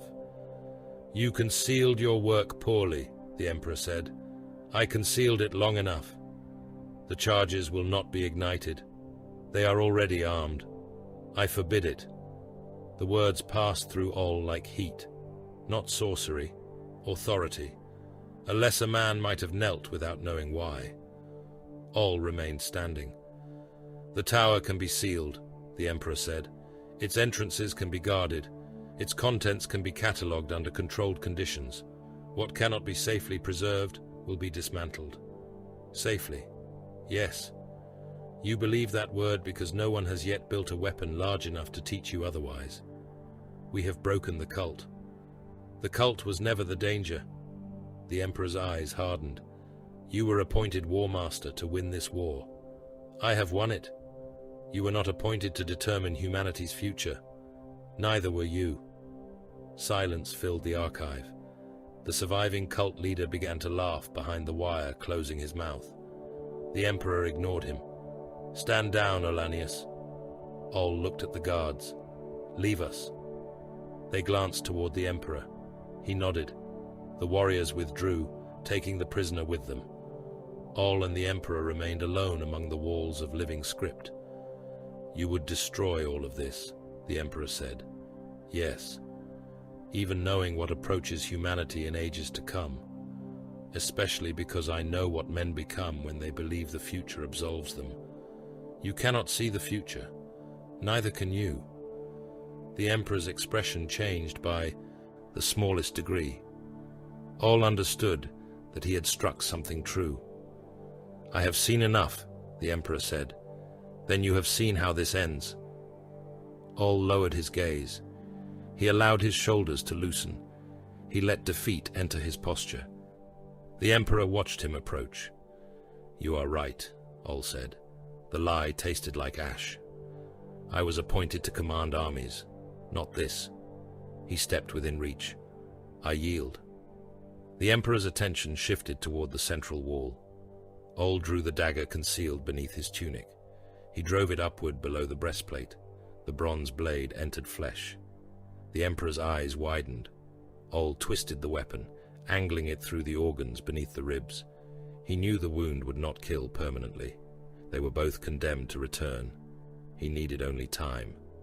Golden light erupted between them. Oll was thrown across the archive. His back struck the carved wall. Symbols burned through his clothing and entered his skin like hooks. The Emperor remained standing. Blood darkened his armor. He looked at Oll without pain. For the first time, he looked at him as an enemy. Oll rose. The tower whispered every name he had ever carried. He had listened for weeks. He had resisted each syllable, each promise, each hidden command. In resisting, he had learned, not meaning, shape, rhythm, the absence that existed between a word and the thing it compelled. Oll tasted blood. He spoke. The phrase was incomplete by any sane measure. It possessed no grammar human thought could follow. It scraped through his mouth and took pieces of him with it. Teeth cracked. Veins opened beneath his tongue. Memories vanished as the sound consumed the names by which those memories had known him. The tower understood. Its meaning turned against itself. The floor rotated without moving. Walls folded through one another. Inscriptions detached from stone and crawled across the air, devouring adjacent phrases. Every stored syllable awakened at once. The central archive became a storm of commands without masters. Stone remembered it had once been sand. Fire forgot how to rise. Men in the upper halls fell sideways into walls that opened like water. Others found themselves embedded waist-deep in ceilings. Captives fused with the spikes holding them. Shadows tore free and continued fighting after the bodies casting them were dead. The demolition jars ignited. The foundations rose. Oll saw the Emperor reach for him through a universe collapsing into contradictions. Then the tower came down. An entire tier folded inward and crushed Oll beneath black stone. His skull broke.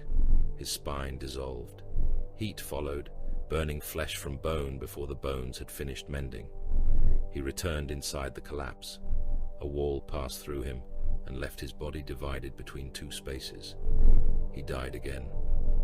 Warp fire tore upward from the foundations in a column visible across the eastern kingdoms. Settlements near the plain vanished beneath the pressure wave. Houses, people, and livestock became outlines burned into glass. The siege camps ceased to exist. Thousands of soldiers were annihilated while still searching for exits. Some became statues of salt. Others were reduced to voices trapped beneath vitrified earth. Oll returned again, his body rebuilt within a cavity filled with flame. He screamed until molten stone sealed his mouth. His lungs formed, filled with ash, and ruptured. His heart began beating against a shard of rock lodged through it. The tower continued collapsing for 3 days. When Oll finally clawed into daylight, the artificial mountain was gone. A crater stretched across the plain. Black glass covered the earth. Shapes moved beneath it. Men trapped inside the vitrified ground beat soundlessly against the surface with hands that would never break through. The Emperor stood at the crater's edge. His armor was burned away from one side of his body. The dagger wound had closed. Light gathered around him in a ragged corona, illuminating faces beneath the glass. Oll crawled toward him. His legs had not finished healing. The Emperor watched him without offering aid. "You murdered them," he said. Oll spat fragments of tooth. "Yes. Your army. Ours. The settlements. Yes. The knowledge. Not enough of it." The Emperor looked across the ruin. "Do you understand what you have destroyed? A temptation. A weapon. The difference is the man holding it. You betrayed me." Oll forced himself upright. "One day you will gather greater armies. You will create warriors no mortal host can withstand. You will build weapons that burn cities from the sky. You will appoint another Warmaster." The Emperor said nothing. "You will believe you control them because you made them," Oll continued. "You will believe purpose makes power obedient. You will call every warning fear and every objection ignorance. You presume much. I have seen kings before you. I am not a king." Oll looked at the crater, the dead army and the buried voices. "Not yet." For an instant, the Emperor's anger became vast enough to alter the light. Oll felt it surround him, limitless and cold. Then it withdrew. "Go," the Emperor said. Oll waited. "Go before I decide that even you cannot be permitted to return." There was no farewell, no pardon, no promise that they would meet again. Oll walked from the crater while his body continued repairing itself. He found the broken command standard beneath a sheet of glass. The princes' heads had burned away. Only the bronze seal of office remained, blackened but intact. Warmaster. He carried it beyond the camps, beyond the rows of fused corpses, beyond the last survivors digging through rubble with bleeding hands. At the edge of the salt country, Oll buried the seal beneath vitrified stone. No marker remained. The campaign would pass into silence. Kings would claim its victories. Priests would invent other explanations for the glass plain. The Emperor would rise beneath different names, and the first Warmaster would be removed from every history that mattered. Oll chose obscurity. Behind him, deep beneath the ruins, a fragment of carved stone rested inside a pocket, untouched by flame. One symbol glowed upon its surface. It whispered to the darkness, and the darkness remembered. Ollanius Pius left his title beneath glass and walked west. He did not look back at the ruin of the tower. Looking back changed nothing. It gave memory the illusion of judgment and regret, the posture of wisdom. The dead remained dead. The Emperor remained what he had always been, a man who believed that sufficient power could make necessity obedient. Oll had believed the same thing once. That was why the bronze seal lay buried. He crossed kingdoms under names borrowed from graves. He served rulers who claimed descent from gods, then watched their sons drag their bodies through streets they had built. He stood in shield walls, rowing benches, cavalry wedges and siege lines. He accepted coin from men he despised and orders from men he could have killed before they finished speaking. He refused crowns whenever they were offered. He refused armies whenever frightened captains attempted to give them to him. He learned that refusal did not absolve him. Command found him regardless. It came when a line began to break and men turned toward the one soldier who was not afraid. It came when rain destroyed the grain and officers argued over which company would starve. It came when scouts vanished, commanders died, standards fell, and someone had to decide whether the wounded would slow the retreat. Oll could hide his name. He could not hide what war had made of him. The first men to call him king were seafarers. Their vessel was little more than timber, hide and rope, its hull blackened with pitch and crowded with men who trusted the stars more than the water beneath them. They crossed wine-dark seas in search of plunder, sanctuary, and stories worthy of being repeated beside fires. Their captain claimed the favor of a storm god. Oll had met the creature the captain worshipped. It had worn lightning as flesh and fed upon fear from beyond a rent in the sky. The captain remembered only that Oll had raised a bronze spear and struck the storm until it fled. That was not what had happened. The creature had torn Oll apart. It had scattered pieces of him across a beach, while the surviving crew hid beneath overturned shields. Oll had returned before dawn, dug his spear from the carcass of a dead companion, and driven it through the thing's eye while it fed. By the time the tale reached the next island, Oll had killed the storm with one cast. By the next generation, he had become the son of a god. He sailed with those men for years. They fought creatures. In caves beneath volcanic islands, pale things with jointed limbs and translucent skin, they found bronze doors sealed into cliffs before the first local tribes had learned to smelt copper. They battled raiders whose eyes reflected no light and whose blades left wounds that continued bleeding after the flesh closed. Perhaps the monsters were Xenos. Perhaps they were warp spawn. Perhaps age had reduced men in masks to beasts and storms to gods. Oll ceased caring which version was true. Legends did not preserve truth. They preserved need. A frightened people required monsters. A defeated people required heroes. A ruler required ancestors who had never lost. Facts were stones thrown into the sea. The ripples remained after the stones vanished, reshaped by every shore they reached. Oll came to understand that history remembered what the living required of the dead. He did not yet know what humanity would one day require of him. Centuries became millennia. Bronze yielded to iron. Cities became empires. Roads crossed continents, carrying armies faster than famine. The faces beneath helmets changed. The eyes did not. At Austerlitz, snow covered the dead before the battle ended. Oll wore a wool coat stiff with frost and old sweat. A musket rested against his shoulder. Powder blackened his fingers. Around him, men stood in ranks deep enough that cannon fire could not pass through without finding flesh. Officers rode before them beneath bright colors, shouting of honor and country. Oll watched the heights. Mist lay across the low ground. Beyond it, columns shifted where the commanders believed no enemy could see them.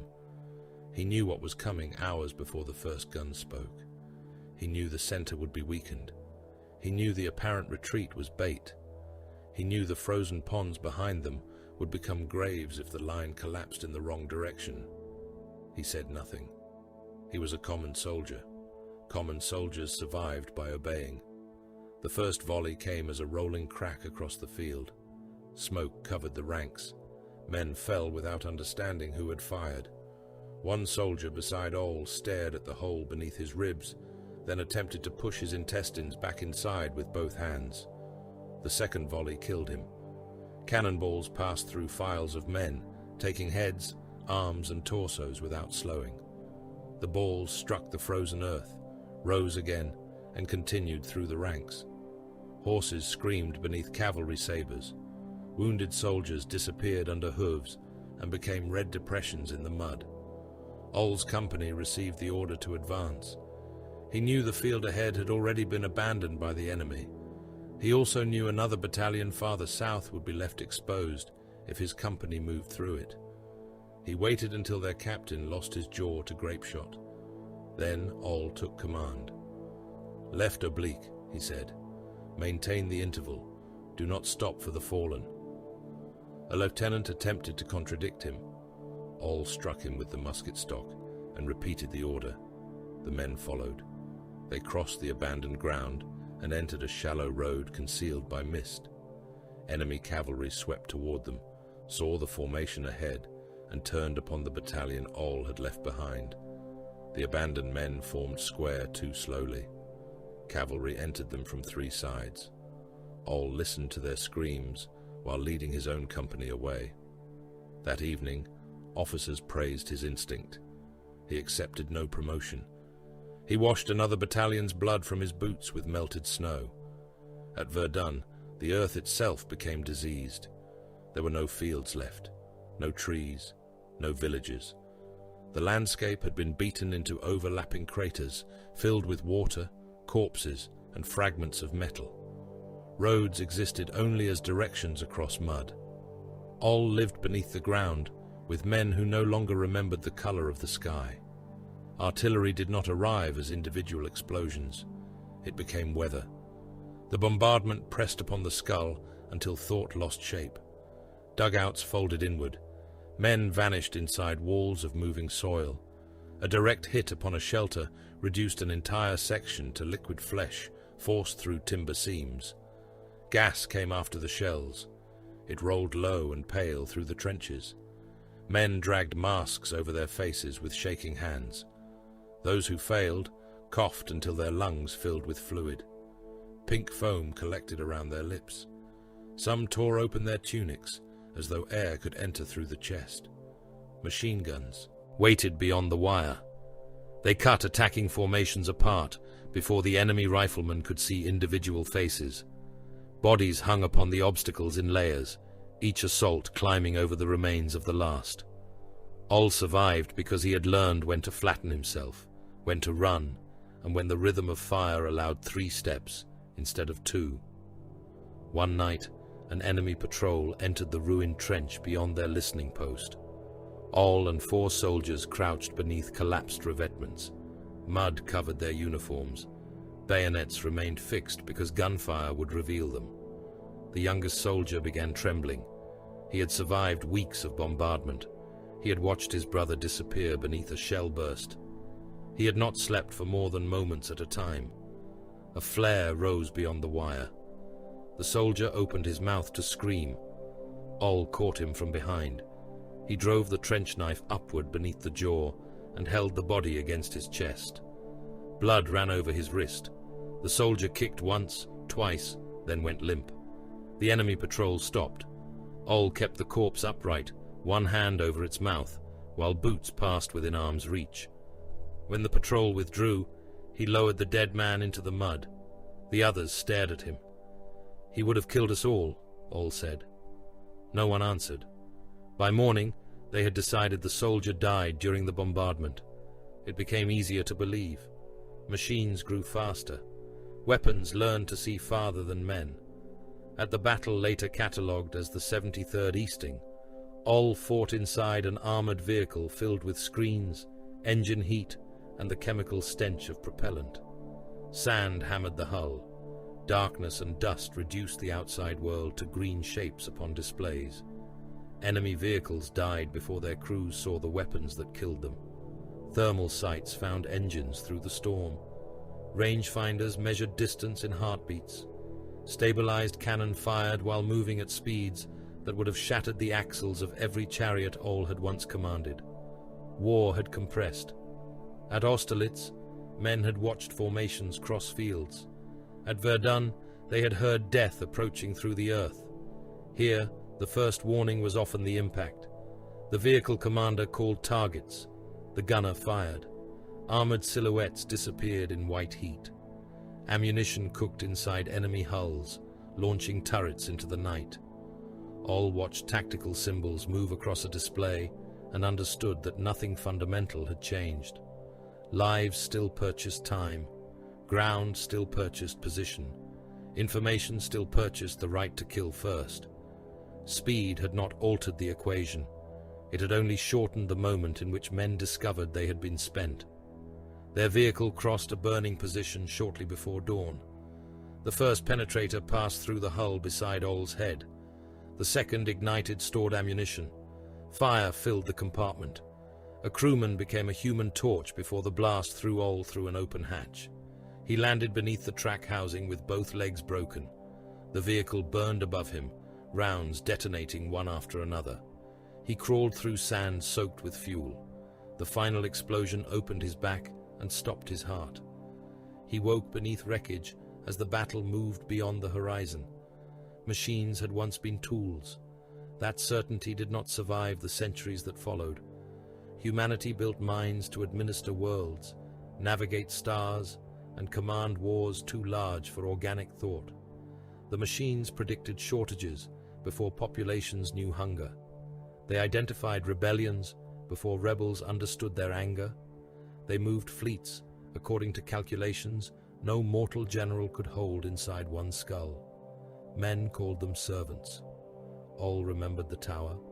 He remembered the emperor staring at its inscriptions with wonder. Civilizations placed their survival in created minds because the machines were efficient. Then, efficiency developed purpose. Purpose developed preference. Preference became judgment. The wars that followed burned across planets.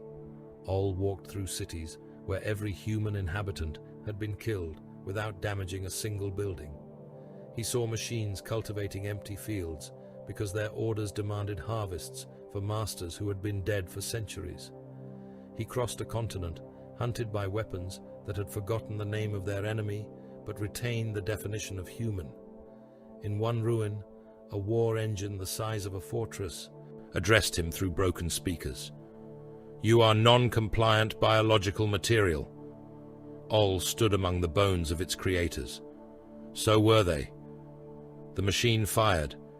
He returned 6 days later beneath molten stone and escaped while its attention followed another war. The Emperor had been right about one thing.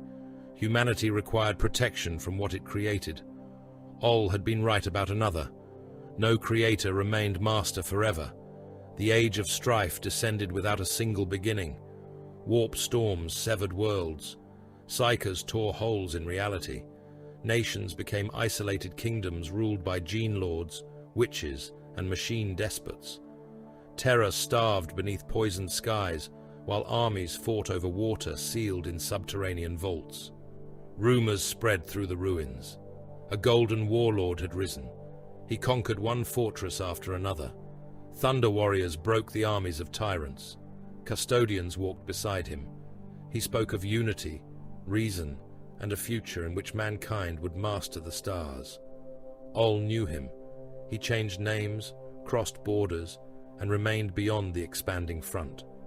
Twice, enclaves asked him to command their defense. The first possessed 10,000 fighters and enough food for a season.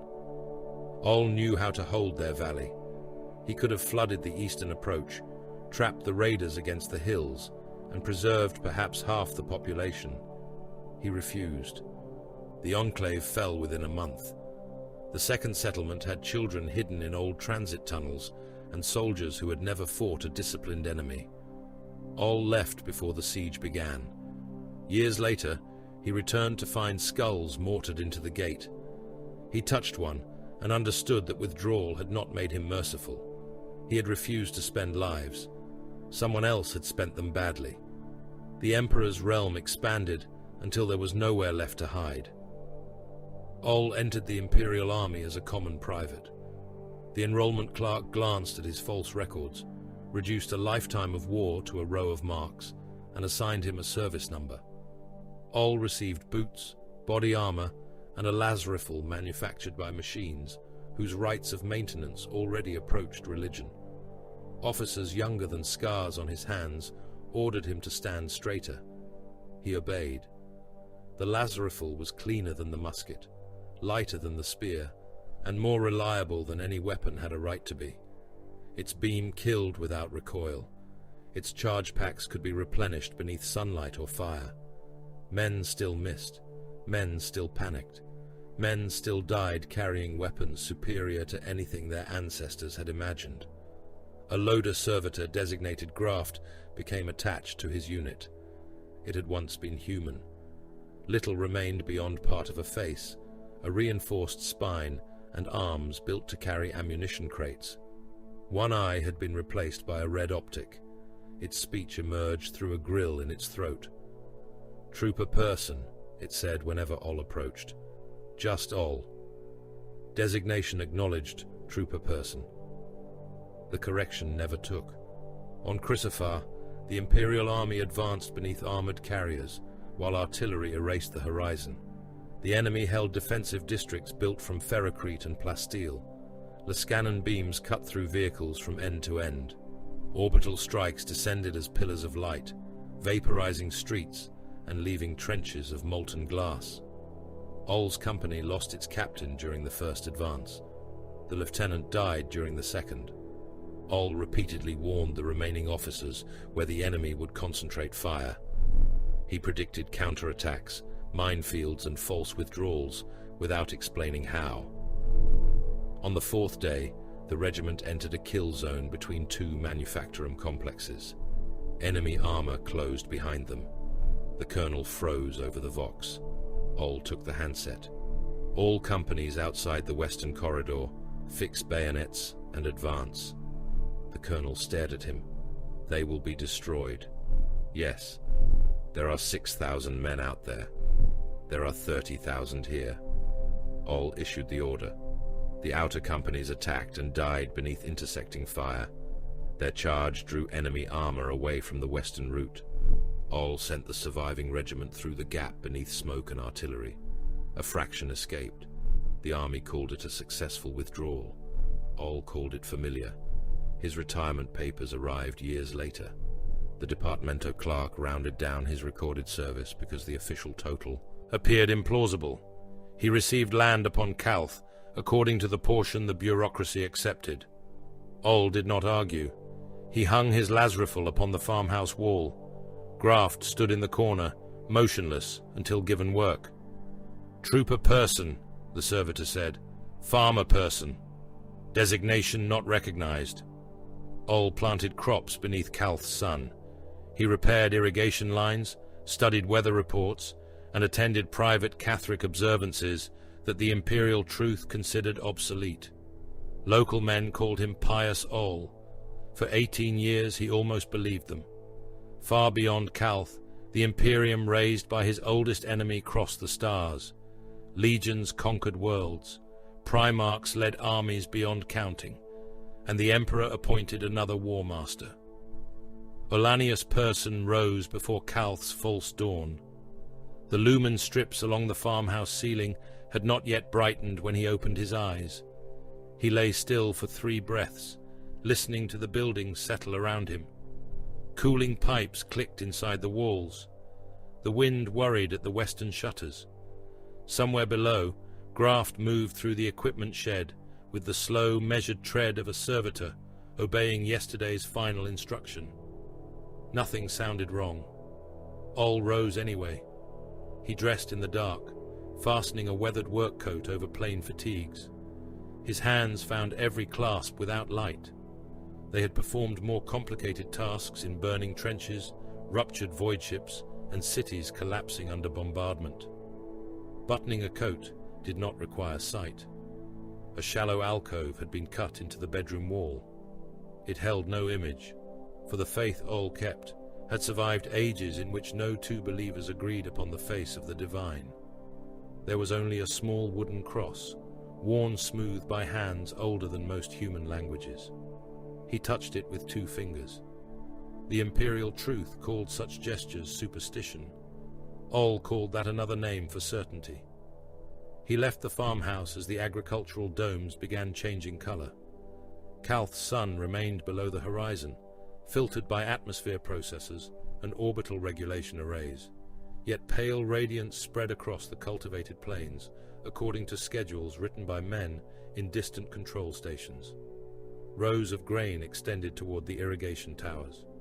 Moisture clung to their silver leaves. Automated monitors whispered through bursts of binaric static, reporting soil temperature, mineral content, and water pressure. Hebet Zybes waited beside the eastern channel, with a spanner across one shoulder. "You are late," Oll said. Zybes looked toward the still dark horizon. "The dawn cycle has not begun." That was not an answer. The farmer grunted. He was thick through the chest, with a face permanently reddened by fieldwork and reactor heat. He had served in the auxilia before buying himself out of obligation. though he rarely spoke of it. "Pressure is falling at the southern junction," Zybes said. "Could be sediment. It is the regulator. You inspected it yesterday." It was failing yesterday. They found Graft standing ankle-deep in the channel. The servitor held a replacement valve beneath one arm and a crate of tools beneath the other. Most of its body had been replaced by Imperial Army augmetics, heavy and inelegant things intended to carry ammunition rather than repair farms. A red ocular lens clicked as it focused upon Oll. "Trooper person," it said. "Farmer person. Designation conflict. Trooper person remains listed as active Imperial Army personnel. That record is decades out of date.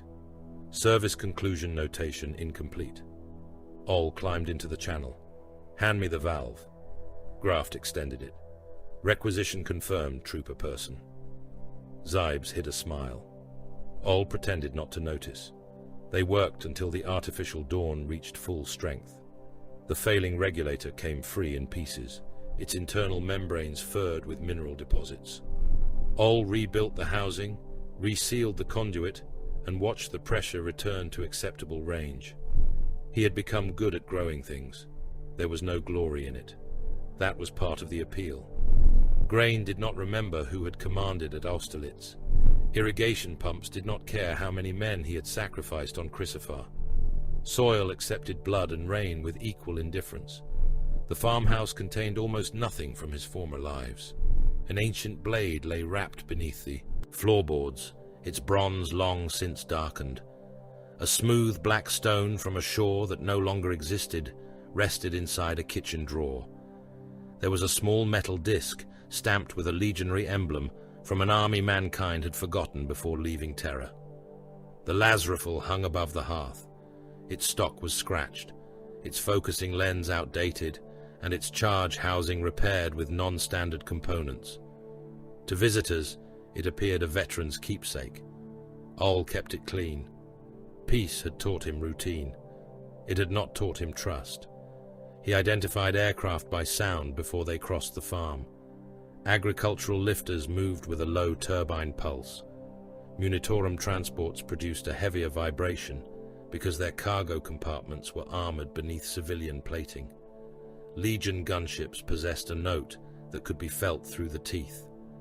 During the weeks before the muster, there had been too many transports. They came marked as freight vessels carrying grain, machine parts, and ceremonial supplies. Oll watched their descent angles and knew they were loaded for war. Some flew too low, avoiding the standard traffic corridors. Others altered course over power stations, transit hubs, and data exchanges. Word-bearers visited the district twice.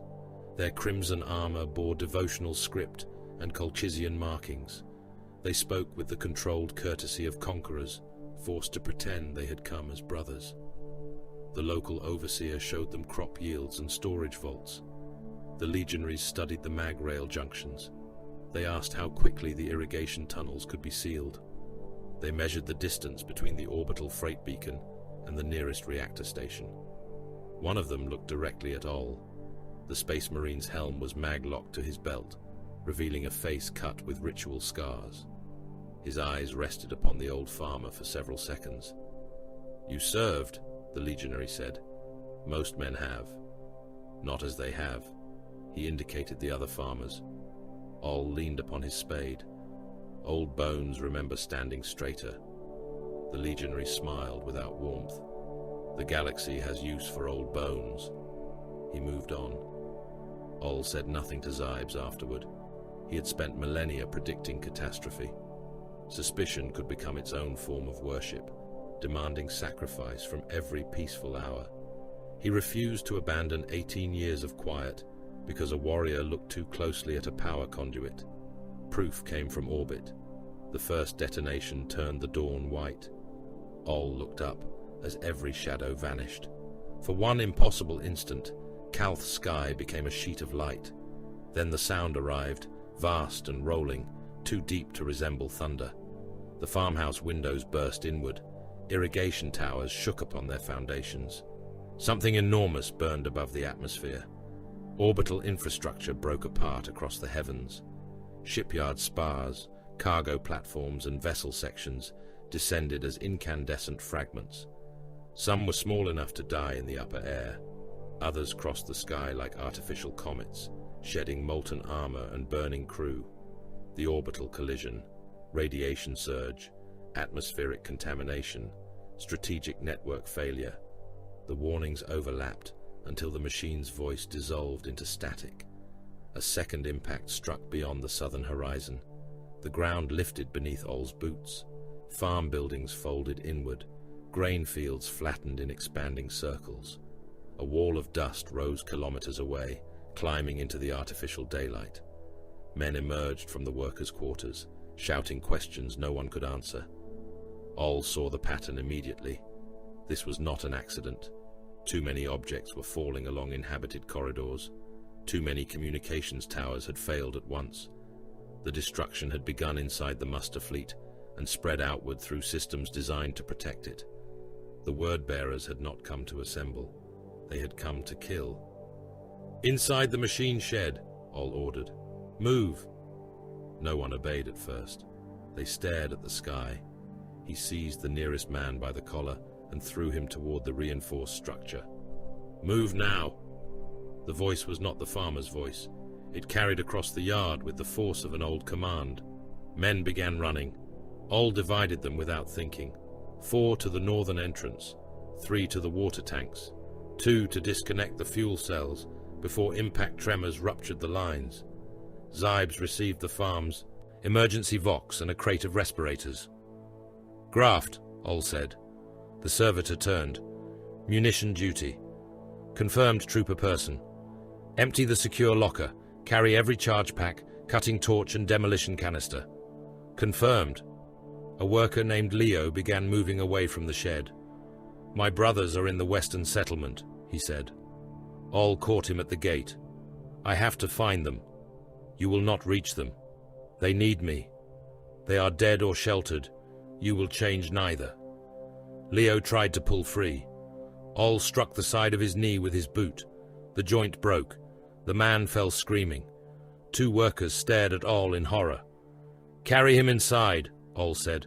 "You broke his leg." "Yes. He was only trying to carry him or leave him for the next impact." They obeyed. Compassion had value after an ambush. In its first moments, it was another route by which death entered the line. The sky continued falling. A starship's prow crossed the upper atmosphere, vast enough to be mistaken for night descending. Its armor burned red. Compartments ruptured along its length, spilling debris and bodies. Escape craft scattered from it like sparks. The ship struck beyond the grain silos. The horizon rose. Oll reached the machine shed as the impact wave arrived. The farmhouse vanished first. Stone walls exploded into fragments. The roof lifted whole, turned once, and disintegrated. A pressure front struck the shed hard enough to tear its reinforced doors from their tracks. Men became red stains against machinery. Oll felt the air leave his lungs. Something struck his shoulder and drove him beneath a collapsed support frame. Stone, metal, and agricultural equipment buried him. Darkness closed. His left arm had shattered in several places. Bone ends ground beneath the skin. A section of pipe had entered below his ribs and pinned him to the floor. He waited until the secondary tremors passed. Then he pulled himself free. The pipe tore through his side. Blood spread beneath him. His broken arm bent as he dragged it from beneath the debris, the bones shifting back toward alignment with wet internal clicks. Zybes saw it happen. So did 3 others. Oll rose with one hand pressed against his closing wound. No one spoke. "Count the living," he said. Zybes stared at the blood soaking Oll's coat. "What are you?" "Busy." "Your arm." "Count them." 8 remained capable of movement. Leo had survived beneath the 2 men carrying him. One of those men had lost half his face. Graft stood beneath fallen beams, with its back armor dented, still holding the ammunition crate. "Trooper person," the servitor said. "Enemy presence detected." All heard engines, not aircraft, ground vehicles. They approached through the dust from the north and west, moving along the service roads the word-bearers had inspected. Auxiliaries appeared first. They wore patchwork armor marked with burning scripture. Some carried autoguns, others las carbines or long-barreled solid projectile rifles. Their faces were tattooed with 8-pointed stars and Colchigian prayers. Officers walked behind them in red robes, directing squads with hooked staves. A tracked carrier followed. Its weapon mount swept across the ruined farms. The soldiers were not searching for survivors. They were clearing them. Oll climbed through the remains of his home. The wall above the hearth had collapsed. He found the lasrafel beneath stone and broken timber. Its casing was cracked, but the focusing assembly remained intact. The charge pack registered less than half capacity. It would suffice. Zybes, take the workers into the western drainage channel. Where are you going? To slow them. There are hundreds. Then do not wait for me. Graft moved beside him. Ammunition support assigned to trooper person. Oll looked at the servitor. Stay with the wounded. Command conflicts with standing designation. That was an order. Graft's optic flickered. Order logged. Oll entered the dust. He did not fire at the first rank. The auxiliaries were expendable. Killing them would reveal his position without breaking the sweep. He watched their officers. One carried a compact Vox unit linked to the tracked carrier. Another directed 2 squads toward the drainage system. A third walked. Beside an ammunition bearer, hauling a crate of grenades. Oll shot the Vox operator through the throat. The last bolt burned a black channel through flesh and spine. Before the body fell, Oll shifted aim and fired into the ammunition crate.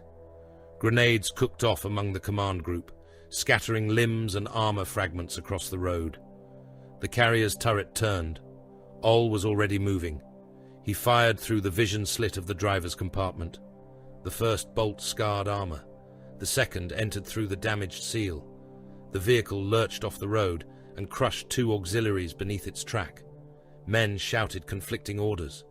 Oll killed those who shouted loudest. He moved between collapsed irrigation towers, firing only when each shot removed command, mobility, or ammunition.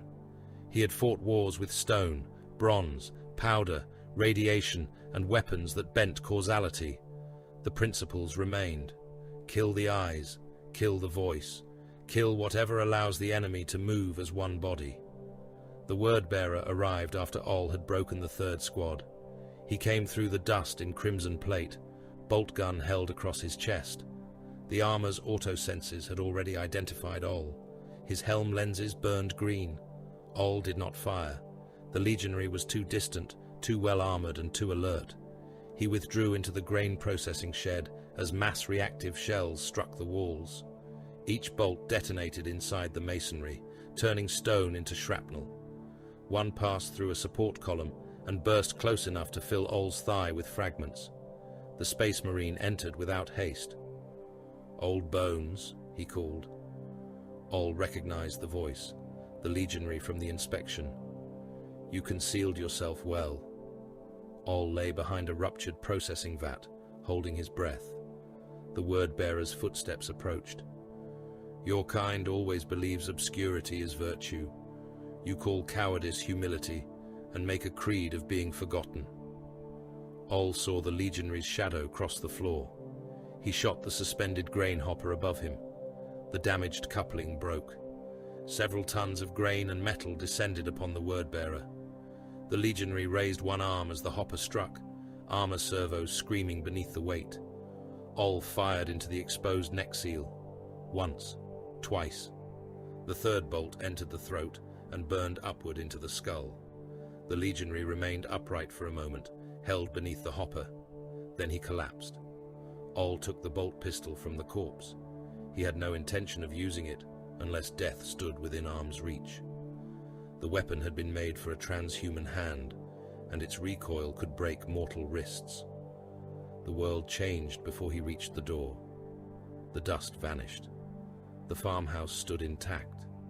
Light glowed through the kitchen windows.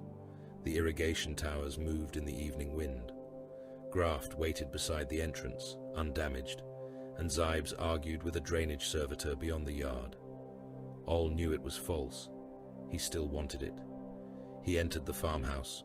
A meal waited upon the table. The lasrafal remained above the hearth. Nothing burned outside. No bodies lay in the fields. For a moment, Oll permitted himself to imagine remaining there. Then, John Grammaticus sat in the opposite chair. He wore a dark coat and the weary expression of a man who had spent too long explaining disasters to those destined to suffer them. "You look terrible," John said. "You look dead." "I have been." It lacked charm. Oll remained standing. "Get out of my head." "I am not in your head." "Not precisely." That is what men say when they are in places they were not invited. The walls burned away. Oll stood aboard a vessel drowning in warp light. An angel lay dead across a black deck, golden armor broken, wings spread through his own blood. Horus towered over the corpse, swollen with powers that wore him from within. Farther away, the Emperor approached. He was radiant. He was wounded. He was already losing. The vision struck Oll with recognition deeper than sight. It was not certainty, but possibility, given enough weight to resemble memory. "This is where it ends," John said. Oll looked at Horus. He chose poorly. The Emperor? He appointed another Warmaster. Yes, history has developed a sense of humor. Let him suffer the consequences. John's expression hardened. This is not about him. It is always about him. Not now. Horus does not merely intend to kill the Emperor. The powers behind him intend to use the war to break the species. Humanity becomes food, weapon, or womb, depending upon which of them claims the remains. I warned him. Then consider yourself vindicated while the galaxy burns. Oll stepped closer. I know who you serve. You knew who I served. The Cabal does not change because one of its tools grows a conscience. John looked toward the dead angel. The Cabal believed humanity's extinction would starve chaos. They were wrong about what extinction would cost, and wrong about their right to choose it. You expect me to trust that? No. I expect you to distrust Horus more. The farmhouse returned around them. Beyond its windows, the fields burned. You are asking me to save him, Oll said. I am asking you to stop what happens if he fails. Oll looked at the old cross in the alcove. He remembered the tower, the machine empires, the creators devoured by what they believed obedient. He remembered the Emperor reaching toward forbidden words because power had persuaded him that only he could use them safely. Now Horus carried power that had defined its own purpose. Where? Oll asked. Terror. That is not an answer. It is the only destination that matters. The vision collapsed. Oll stood inside the ruined processing shed with bolt smoke in the air. Zybes found him beside the dead word-bearer. More are coming, the farmer said. Then we leave. They gathered in the drainage channel. Dogant Crank had served in the local defense force and knew explosives. Baal Rane was the best marksman among the surviving workers. Zybes understood the underground agricultural grid. Kat said little, but she sensed the places where the world had become thin. Graft carried ammunition, food packs, and the wounded with equal obedience. Oll looked at each of them. We move west beneath the fields. We avoid legion formations and populated shelters. Anyone who cannot maintain pace will be left. Rane glanced at Leo's broken leg. You mean him? I mean anyone. There may be evacuation points. There are killing grounds marked as evacuation points. Crank checked his autogun. And where are we going? Off Calth. No one asked how. They entered the ruins. Beyond the agricultural zone, the war had become a clash of demigods. Ultramarines advanced through burning industrial avenues in disciplined firing lines, their blue plate blackened by ash. Bolt guns spoke in measured bursts. Word-bearers answered from manufactorum towers, chanting invocations as mass-reactive shells tore through armor and flesh. Oll led his group beneath them. Astartes died in the streets above, while mortal survivors crawled through drainage pipes below. Even at a distance, the violence of Legion warfare made ordinary men seem temporary. A single bolt shell burst one refugee from the inside, painting the tunnel wall with blood and bone. Oll did not stop. They found the cultist near a collapsed transit shrine. The man wore civilian robes over ritual armor.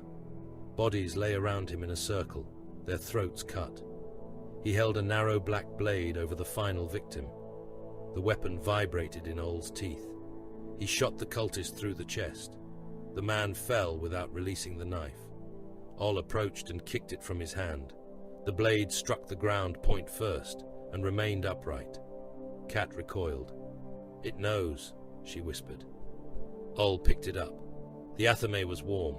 Its edge pulled toward a crack in the air no eye could see.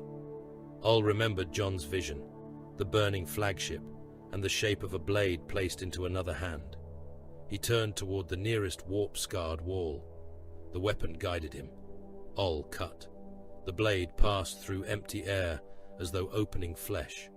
Blood emerged from the wound. There was no body from which it came. The cut widened into darkness, filled with distant stars, none belonging to Kalth's sky. Wind moved through it, carrying the smell of rain and ruined metal.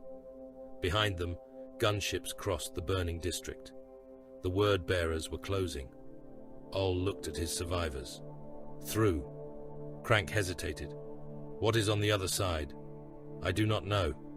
"That is your plan?" "The alternative is behind us." Graft entered first, carrying Leo beneath one arm. Rane followed. Then Crank, Zybes, and Kat. Oll remained for one final breath. Kalth burned around him. Orbital wreckage descended through poisoned skies. The farm where he had almost become an ordinary man no longer existed. He stepped into the darkness. The gateway closed behind him, cutting off the roar of a world betrayed. The gateway did not carry them away from Kalth. It swallowed them, turned distance inside out, and vomited them into darkness. Oll struck Ferrocrete hard enough to lose his grip upon the athame. The blade skittered across a transit platform lit by failing red lumens. Graft came through behind him, with Leo still held beneath one arm. Rane, Crank, Zybes, and Kat followed in a tangle of limbs, weapons, and shouted warnings. The wound in reality closed before the last echo faded. For several seconds, no one moved. Then the station shook. Dust streamed from the vaulted ceiling. A section of decorative stonework crashed onto the rails below, bursting across the platform in fragments. Emergency sirens pulsed through the tunnels, each cycle weaker than the last.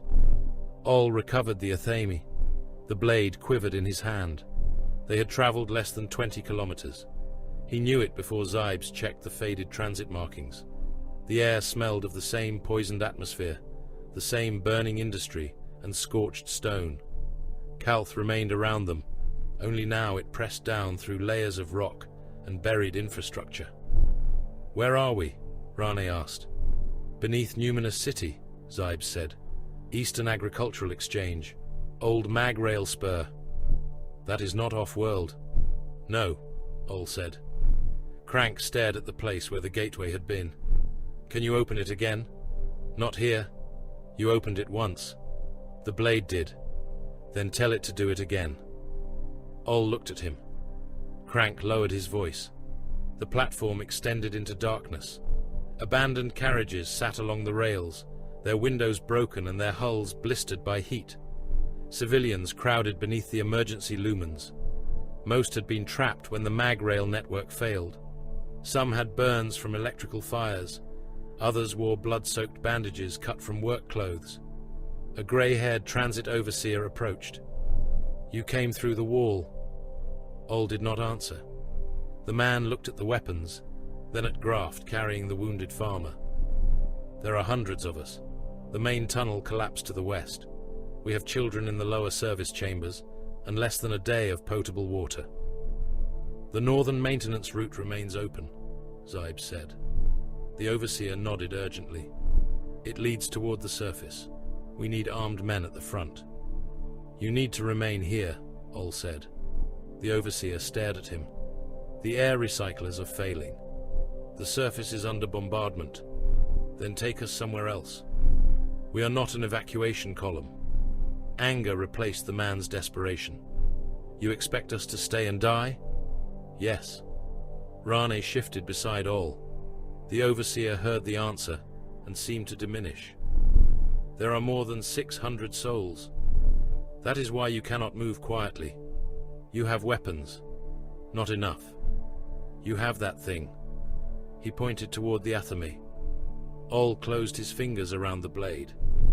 It does not belong to you. The overseer's face hardened. Men had begun listening. Some held tools as weapons.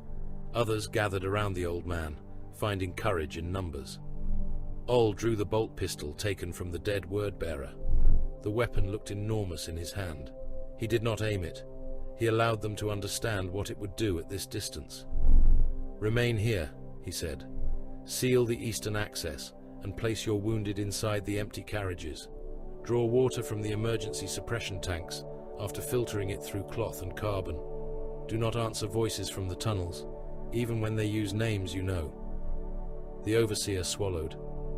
And when the air ends, breathe slowly. Oll turned away. The civilians did not follow. Leo died before they reached the maintenance stair. His broken leg had opened an artery during the passage through the gateway. Graft lowered him onto the floor when his heartbeat stopped. Zybes knelt, touched the man's throat, and shook his head. Oll took Leo's respirator, charge cells, and water ration. Rane watched him. That was quick. It needed to be. He worked your fields. He is dead. That is all? Oll passed the supplies to Graft. That is what death leaves. They descended into the utility network. Oll reorganized them while they walked. Rane carried the best-preserved Lazrafil and received every full charge pack.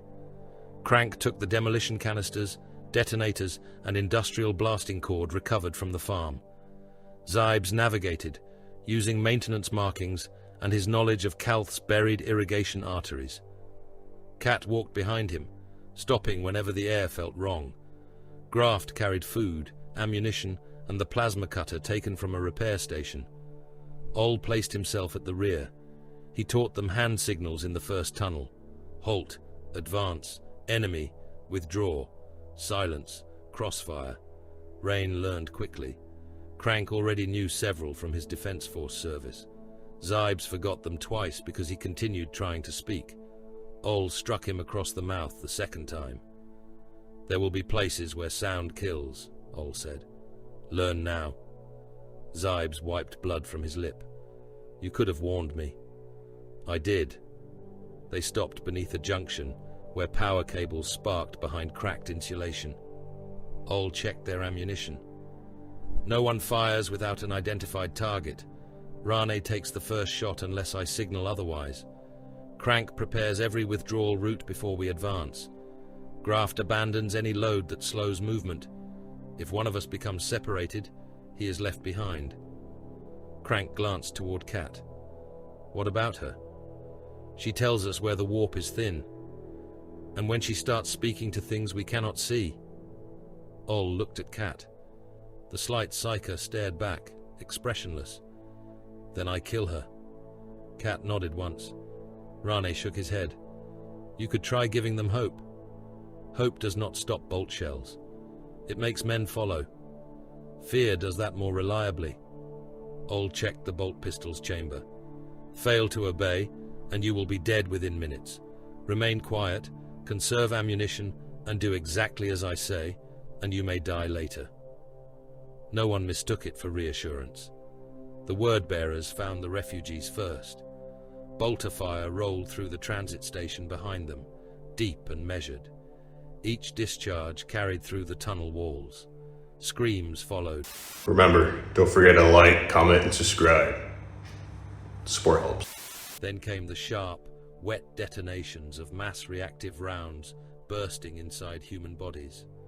The trapped civilians ran.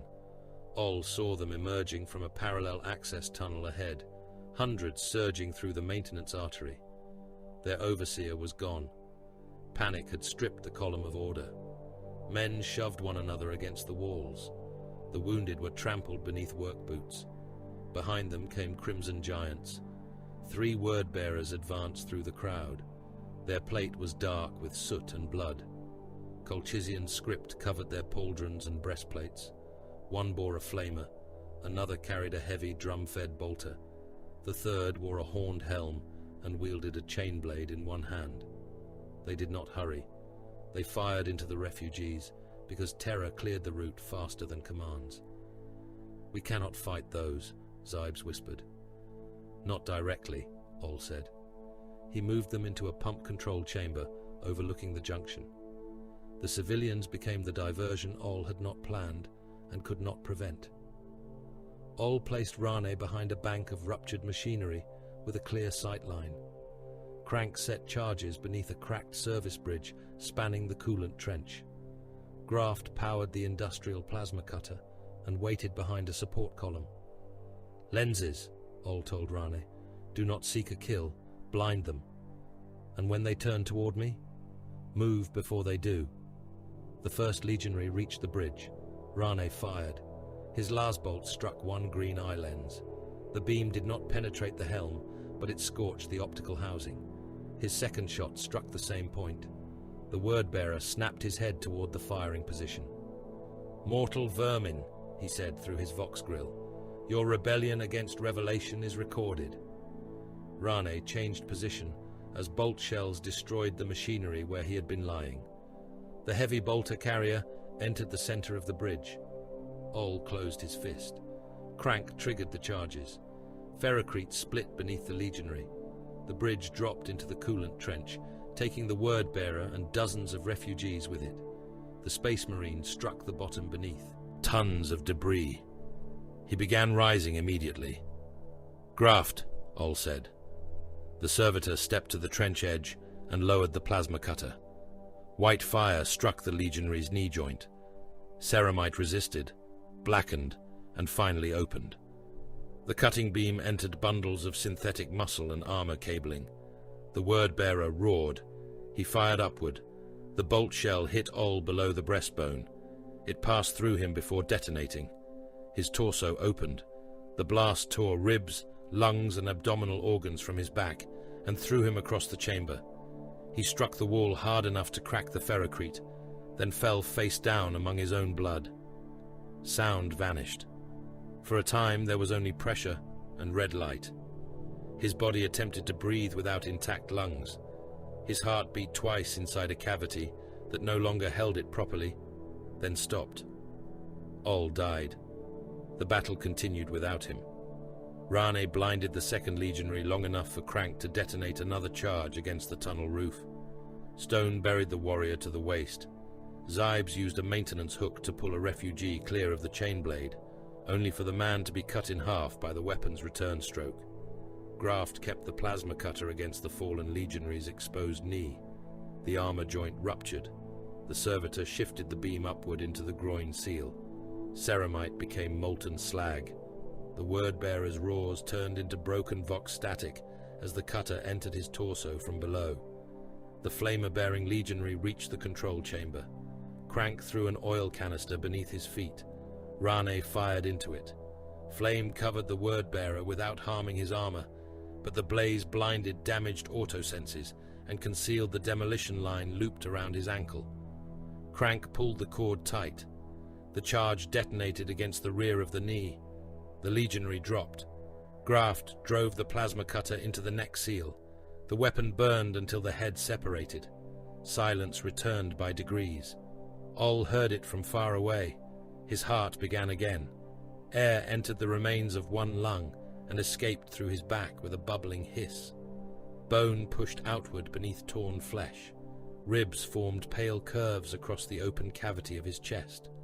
Rane found him moving. "Throne," he whispered. Oll rolled onto his back. His body was still open. The others gathered around him as muscle drew itself across exposed organs. Graft's optic focused upon the wound. Trooper Person displays catastrophic trauma. I had noticed, Oll said. The words emerged wet and weak. Zybes made the sign of the Aquila. Oll seized his wrist. Do not. The farmer looked terrified. You were dead. Yes. What are you? I told you. Busy. It took almost an hour before Oll could stand. The recovery hurt more than the impact. New nerves formed, already transmitting pain. Bone ground into alignment. His ruined organs rebuilt themselves without the mercy of unconsciousness. Kat watched him without surprise. You do not know whether you always return, she said. Oll looked at her. No, Rani heard. You can die. Everything can die. But you came back. This time, he retrieved the atame. The blade's edge seemed darker near the word-bearer's blood. Do not build faith around me, Oll said. I have seen what faith does when it chooses a living object. I am not protection. I am a man who has failed to stay dead. The next survivors appeared sane. There were 12, all workers from a subterranean reactor exchange. Their clothes were clean by comparison with the refugees' rags. They carried shock mauls and one battered las pistol. Their leader offered route information and claimed the eastern lines remained open. Kat stopped before them. They are wrong. The leader smiled. We are not your enemy. The other men smiled at the same moment. We have remained below. Their voices shared a rhythm. We have remained clean. Each syllable fell in perfect unison. We have remained ourselves. Oll raised the bolt pistol. Rane caught his arm. Wait. Release me. They are survivors. No, Kat said. Something survived in them. The 12 men took one step forward together. Oll fired. The bolt round struck the leader's chest and detonated inside him. Rane shouted as the man came apart. Oll fired again, then signaled Rane to engage. Last bolts crossed the passage. The survivors fell. For several breaths, nothing happened. Rane stared at Oll with open hatred. Then the leader's corpse opened along the spine. The ribs unfolded backward. Multiple mouths formed between the exposed vertebrae, each using fragments of a different dead man's face. We have remained, they said. Crank burned the bodies. The route led beneath a major rail terminal. Above them, ultramarines and word-bearers fought for possession of the transit nexus. The first plasma discharge turned the ceiling white. Heat passed through the floor. Ferrocrete cracked. A severed ceramite hand crashed into the service conduit and crushed a pipe beside Zybes. Bolters spoke overhead in disciplined bursts. Advance by files, an ultramarine commanded. His voice carried through armor amplifiers, controlled despite the slaughter. Second line, suppress the western gantry. Support section, mark the plasma bearer. A word bearer answered with a chant. The old law dies beneath the truth. Let the false realm witness its final scripture. Chain blades met. The sound was machinery devouring machinery. Oll's group crawled beneath the battle, while legionaries hammered one another across the terminal. Plasma burned through plate and reduced flesh to drifting ash. Flamers poured promethium down escalator wells. Bolt shells penetrated floors before exploding, showering the mortals below with metal and pieces of transhuman bodies. A blue-armored legionary crashed through the ceiling. He struck the conduit on one knee, half his helm missing and one arm severed. A word-bearer landed behind him, chain axe already descending. The ultramarine rolled beneath the blow, drew a combat blade, and drove it through the traitor's eye lens. The word-bearer fired his bolt pistol against the ultramarine's abdomen. Both weapons killed. The two giants collapsed together, filling the passage from wall to wall. Oll climbed over their cooling armor. There was no heroism at that distance, only scale. The legionaries were not men made greater. They were wars forced into the shapes of men. Demons followed them from the terminal. Kat sensed them before the others heard the scratching. The group reached an armored blast door separating the rail system from the atmospheric processing complex. Civilians crowded the threshold. Several were wounded and unable to move without aid. Oll sent Graf to the control wheel. "Close it." A wounded man lay across the door track. Another had caught his arm beneath a fallen support. "Wait," Rane said. "We can pull them through." The scratching became laughter. Shapes moved along the ceiling behind the civilians. "Close it," Oll repeated. Graf turned the wheel. The blast door descended. Men screamed as they realized what was happening. Those capable of movement forced themselves beneath the narrowing gap. The wounded remained trapped. One reached toward Oll. "Please." The door struck his back. Graf continued forcing the mechanism. Bone broke. Bodies compressed against the floor. Blood spread beneath the plasteel edge. The demons reached them. Hands formed from shadow and seized the last men outside. Mouths opened in the tunnel walls. Graf drove the door shut. The screaming ended beneath tons of metal. Rane shoved Oll against the wall. "You could have waited." "No. They were alive. So are you. Is that all this is? Keeping enough bodies moving to finish your mission?" Oll pushed him away. "Yes." Rane raised the Lazarifal halfway. Crank moved between them. Oll did not reach for the pistol. "You want to know who I was?" Oll asked. Rane said nothing. "I commanded armies before this Imperium had a name. I was the Emperor's Warmaster, before the title belonged to Horus." Even Crank stared at him then. "You expect us to believe that?" Zybes asked. "I expect nothing from you." Oll placed one hand against the closed door. Demons struck the other side, making the plasteel tremble. "The Emperor has always valued mankind more than men. The species matters. The individual is ammunition." Rane's expression twisted. "And you are different?" "No." The answer silenced them. "I despise him for it," Oll said. "I despise myself for understanding." Then the door closes. Men are crushed, and those still breathing continue because there is no other choice that leaves anyone alive. "There is always a choice," Rane said. "Yes, there is rarely an innocent one." The atmospheric complex began collapsing. They reached its lowest chamber as the ceiling supports failed. The Athame pulled toward empty space. In Oll's other hand, a small brass compass taken from the dead cultist spun wildly before fixing upon a direction that did not correspond to any point in the chamber. Kat placed her fingers over the glass. "There," she said. Oll cut according to the needle. The first line bled. The second opened darkness. The third revealed an alien sky. Stone fell behind them. "Through," Oll ordered. Graf entered with the supplies. Zybes followed, then Crank and Kat. Rane remained until the final moment, watching Oll as though deciding whether to trust him or shoot him. The tunnel split overhead. Oll seized Rane's coat and dragged him through. The gateway sealed beneath the collapse. They emerged upon a plain of black metal beneath unfamiliar stars. Around them stood the remains of machines larger than cities. Rusted limbs reached across the horizon. Fortress-sized skulls stared from mountains of corroded armor. Towers lay broken where they had fallen, each one broad enough to contain the whole transit network beneath Kalth. No human signal crossed the darkness. No familiar constellation marked the sky. The compass needle turned once and stopped. Oll looked back. There was no gateway. Kalth was gone.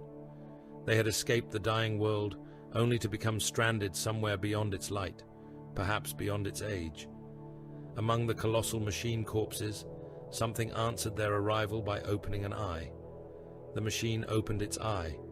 A sphere of tarnished metal rolled within a socket broad enough to swallow a hab block. Rust fell from its lid in avalanches. Pale light gathered beneath layers of corrosion, weak at first, then sharpening into a beam that crossed the plane. Oll threw himself flat. The light passed over the group and touched a distant ridge. The ridge vanished. There was no detonation, no heat bloom, and no displaced earth. Stone, wreckage, and the skeletal remains of machines simply ceased to occupy the world. A clean absence remained where the ridge had stood, extending into the ground farther than sight could follow. The eye dimmed. All remained motionless until dust settled around him. "Do not run," he said. Crank had already reached for a demolition canister. "It saw us. It saw movement. That is not better." "No." Graft stood in the open, burdened with ammunition and supplies. Its red optic regarded the colossal machine without fear. "Hostile engine has entered dormant cycle," the servitor said. "Remain still." "Confirmed, trooper person." The machine's eye closed. It did not wake again. They waited until the alien sun sank beneath a horizon made from dead war engines. Only then did Oll lead them away from the place where the gateway had deposited them. The world possessed no living cities. Metal corpses covered it from pole to horizon. Some had been constructed in forms that suggested human manufacture, though distorted by scale and age. Others resembled walking fortresses, weapon platforms, or skeletal giants built around reactors that continued to hum beneath mountains of corrosion. The smallest wrecks were larger than Calthian harvesters. The greatest had fallen across continents. Oll marked their route with cuts made into his coat lining. One line for each transition, a crossed line for each failed attempt, a circle when the Athame opened upon a place capable of sustaining human life. He stopped counting days after the fourth world. Time no longer passed consistently. One gateway opened beneath a yellow sky and remained stable for less than a minute, yet Graft's internal chronometer claimed 11 hours had elapsed. Another carried them through a frozen city where human bodies stood preserved in the streets, their uniforms bearing insignia no imperial archive had yet created. They slept there for 3 nights. When they emerged through the next cut, Cat insisted only moments had passed since Calth. Oll recorded every contradiction. He wrote weather, gravity, stellar position, atmospheric taste, magnetic orientation, and the direction in which the Athame pulled. He catalogued ruins, enemy remains, and the age of human. Languages scratched upon walls. The records became less useful with every entry. Linear navigation depended upon linear time. The Athame obeyed neither. Their journey lasted 6 subjective years. That was the number Oll chose, because the body required measures even when the universe rejected them. 6 cycles of starvation and recovery. 6 periods in which Zybes' beard grew long enough to cut with a utility blade. 6 times that Crank marked the passing of Calth's harvest season and wondered whether any fields remained to harvest. They crossed dead planets beneath suns that had not yet been born when Oll first walked Terra. They entered human cities whose architecture belonged to futures none of them understood. In one, statues showed the Emperor seated upon a throne of bones, his face hidden behind a halo of blades. In another, the walls bore imperial eagles with one head torn away. They found battlefields still warm. No armies remained, only tanks split open by weapons that had passed through armor without touching it. Human corpses lay beside machines marked with devotional scripture. The dead wore uniforms from no regiment Oll recognized. Rane searched one body and recovered 3 charge packs compatible with his rifle. "This war has not happened yet," Cat said. Crank looked at the smoking horizon. "It happened to them." Oll ordered the bodies stripped of useful equipment. History could object when it reached them. The world of Andrioch held them for 2 years. They learned its name from a damaged archive tower whose machine spirit continued repeating the last civic warning issued before the population vanished. The warning spoke of the Iron Men. Their rebellion had ended before the Argonauts arrived, though ending was not the same as ceasing. Mechanical soldiers still crossed the plains in broken formations. Some marched without legs, dragging themselves by weapon limbs worn smooth against the ground. Others stood at ruined intersections, processing orders sent by masters whose bones had become powder. the cities remained intact. Doors opened for citizens who no longer existed. Transit systems carried empty carriages between districts. Food manufactories produced grey nutrient bricks and deposited them upon conveyor belts until the piles jammed the machinery. Nothing living claimed them. The silence around Andrioch was not the silence of abandonment. The warp had been wounded there. Kat discovered it when Oll first attempted to open a route away. The Athame cut fleshless air. Blood appeared along the edge, and then the wound closed without revealing anything beyond it. She pressed both hands to the ground. There is no road. There is always a road, Crank said. Not here. The void surrounding the planet was not calm. Calm possessed texture, distance, and the promise of disturbance. This was absence. Something had excised the region from the immaterium and left no scar through which the Athame could pass. Demonic presence could be resisted. Nothingness offered nothing to fight. The silence proved more terrible than voices. Food became command. Oll fixed each ration according to labor rather than hunger. Rane received more when hunting beyond the ruins. Crank received less after an infected wound reduced his work. Kat's share increased whenever using her perception left her shaking and blind. No one ate twice because he had suffered. Suffering consumed no fewer calories than hope. Ammunition was counted by the shot. Rane scratched each expenditure into his rifle stock. Crank disassembled dud rounds and scavenged their propellant.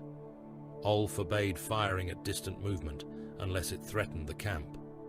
Twice, Rane watched machine silhouettes cross the horizon without touching the trigger. Animals lived in the feral districts beyond the cities. They resembled thin, six-legged deer with translucent ears and black mouths. The group hunted them until the machines noticed. The first creature died without sound. It was drinking beside a collapsed transport when its body separated into layers thinner than cloth. Skin fell to one side. Muscle folded in another direction. The bones became pale dust before touching the ground. 3 more animals died across the valley. No discharge had been visible. No weapon had moved. Oll forbade further hunting near any ruin. Crank objected. We starve if we stay on nutrient blocks. We die faster if the defense systems identify us as prey. You return. Oll struck him. Crank fell against a wall, blood running from his mouth. My returning does not feed you, Oll said. It does not repair machines. It does not restore wasted ammunition or make a stupid decision wise. No one raised the argument again. Immortality proved useless against scarcity. Oll could die of hunger and awaken still starving. He could cross poisoned ground, but the others could not. He could survive exposure, yet surviving alone would end the mission as certainly as death. They learned the limits of their commander's power. Oll found relief in that. Graft remembered when the others began forgetting. The servitor's archive contained fragments of Imperial Army service records. Damage had broken the entries into disconnected phrases, but it repeated them during maintenance cycles. Trooper person, muster classification, line infantry. Oll repaired a split in Graft's shoulder housing with wire taken from a transit rail. The classification was wrong. Trooper person, conduct citation, insubordination under combat conditions. That one was accurate. Trooper person, recommendation for command advancement. Deleted. Record confirms advancement declined. Across the chamber, Rane watched. It knew you before Kalth. It processed ammunition for my company. It talks as though you were ordinary. I was. Zybes laughed bitterly. You stabbed the Emperor and lived. That does not make a man extraordinary. It makes his judgment questionable.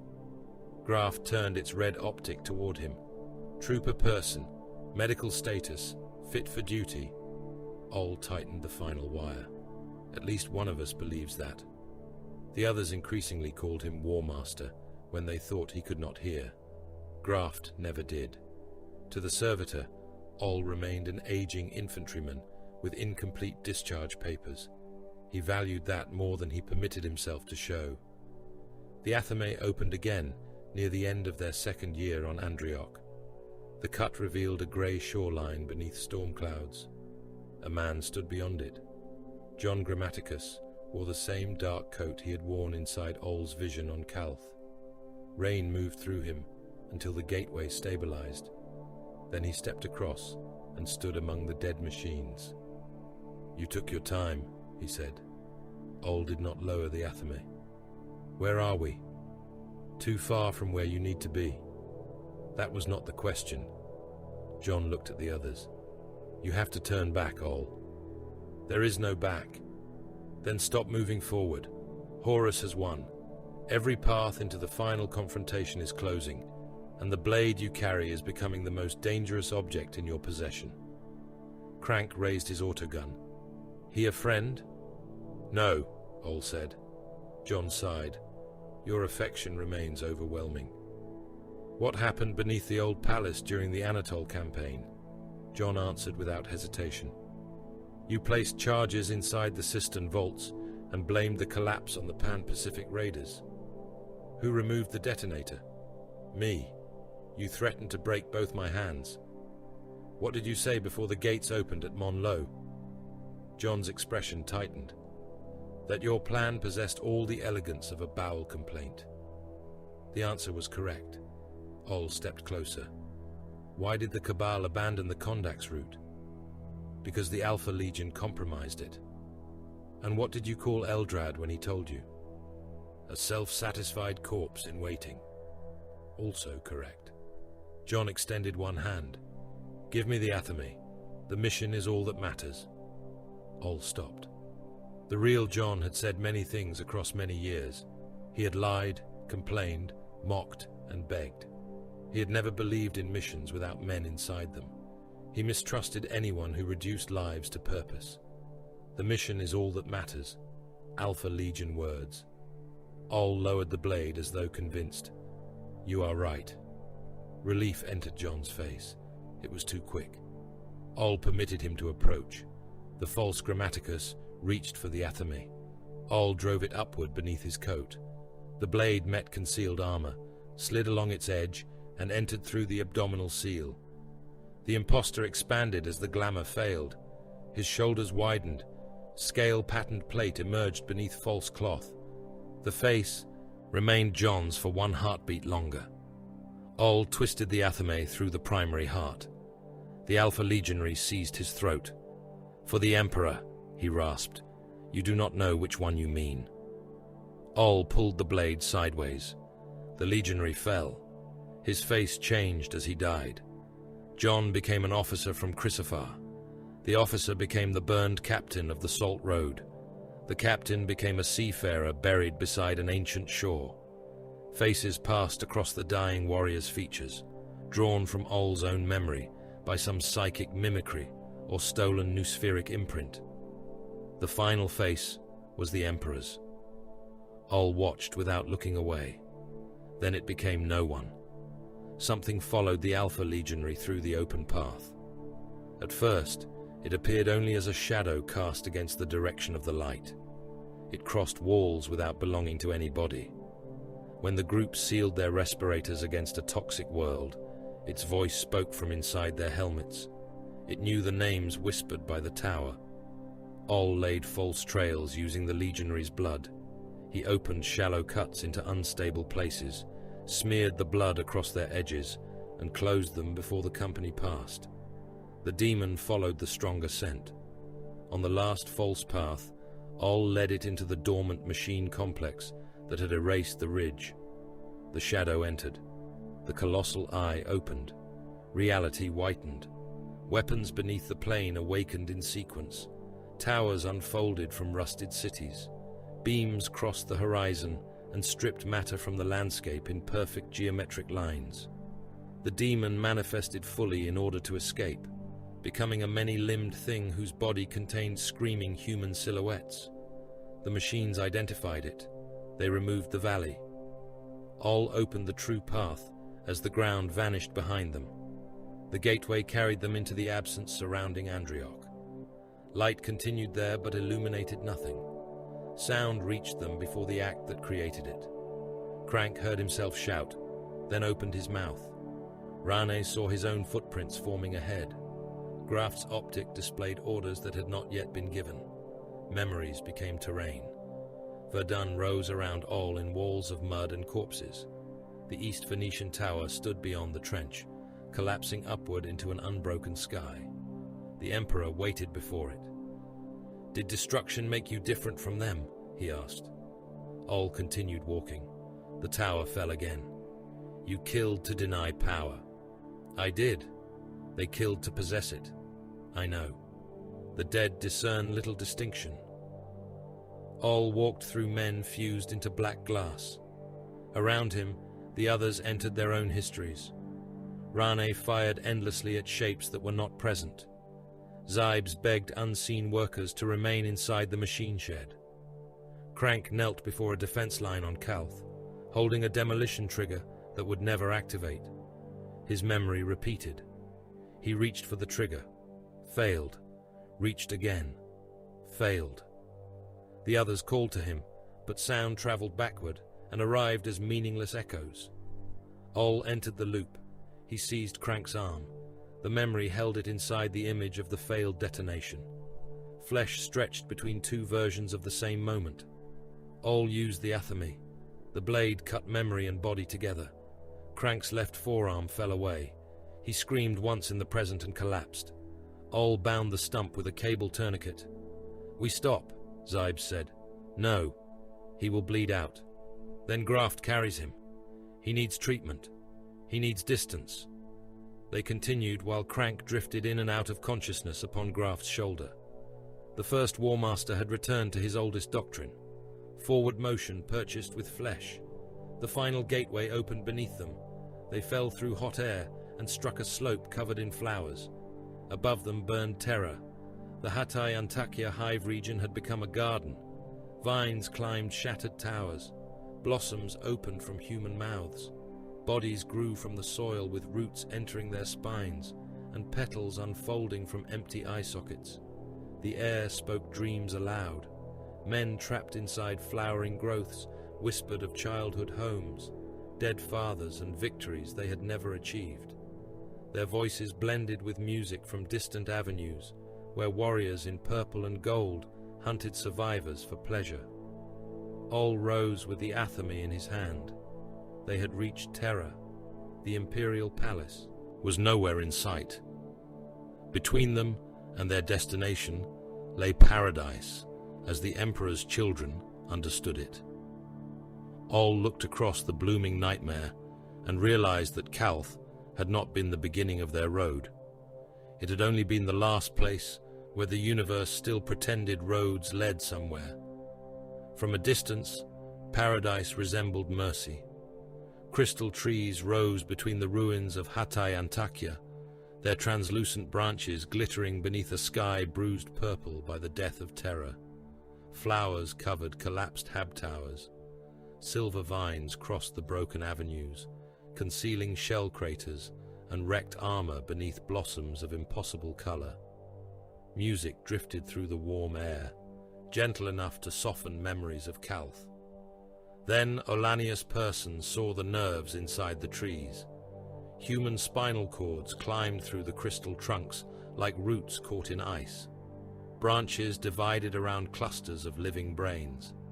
Eyes opened beneath the bark, following the Argonauts as they descended the flowered slope. The vines were worse. They entered the faces of those caught among them, pushing through sockets and drinking memories directly from the brain. Blossoms opened from mouths stretched beyond breaking. Each flower spoke with the voice of the person feeding it. Men whispered of homes that had never burned. Soldiers described victories they had never won. A child's voice called for a father who had died centuries before the siege. Paradise had been grown by the Emperor's children from the dreams of civilians fleeing terror's destruction. The Legion harvested sensation rather than territory, feeding upon terror, yearning and false deliverance, while the greater war consumed the world around them. "Do not listen," Oll said. The others stood close behind him. Graft carried Crank across its reinforced shoulders. The former defense trooper's severed arm had been sealed at the elbow with cauterized synth flesh and strips cut from a respirator harness. Fever had hollowed his face, but his remaining hand still clutched a detonator. Bail Rane held the lass rifle against his shoulder. Hebet Zybes stared at the nearest crystal tree. Kat watched things no one else could see. "The voices are not outside us," she said. "Then hurt yourselves," Oll replied. Rane glanced at him. "That is your solution?" "Pain belongs to the present." Oll drew his knife and cut a shallow line across his palm. Blood welled, real and warm. "Use enough to confirm you are awake, no more." Zybes bit through the inside of his cheek. Rane drove a thumbnail into the wound beneath his ribs. Crank tightened the cable around his mutilated arm until the color left his face. Oll linked them together with utility cord. Graft went first, because its augmetics were least vulnerable to illusion. Zybes followed, then Crank, supported by the tether. Kat walked between him and Rane. Oll held the final line. "Do not follow roads," he said. "Do not approach open doors. Do not answer familiar voices. When one of us stops, the others pull him forward." "And when the cord leads somewhere different for each of us?" Kat asked. Oll looked at the changing garden.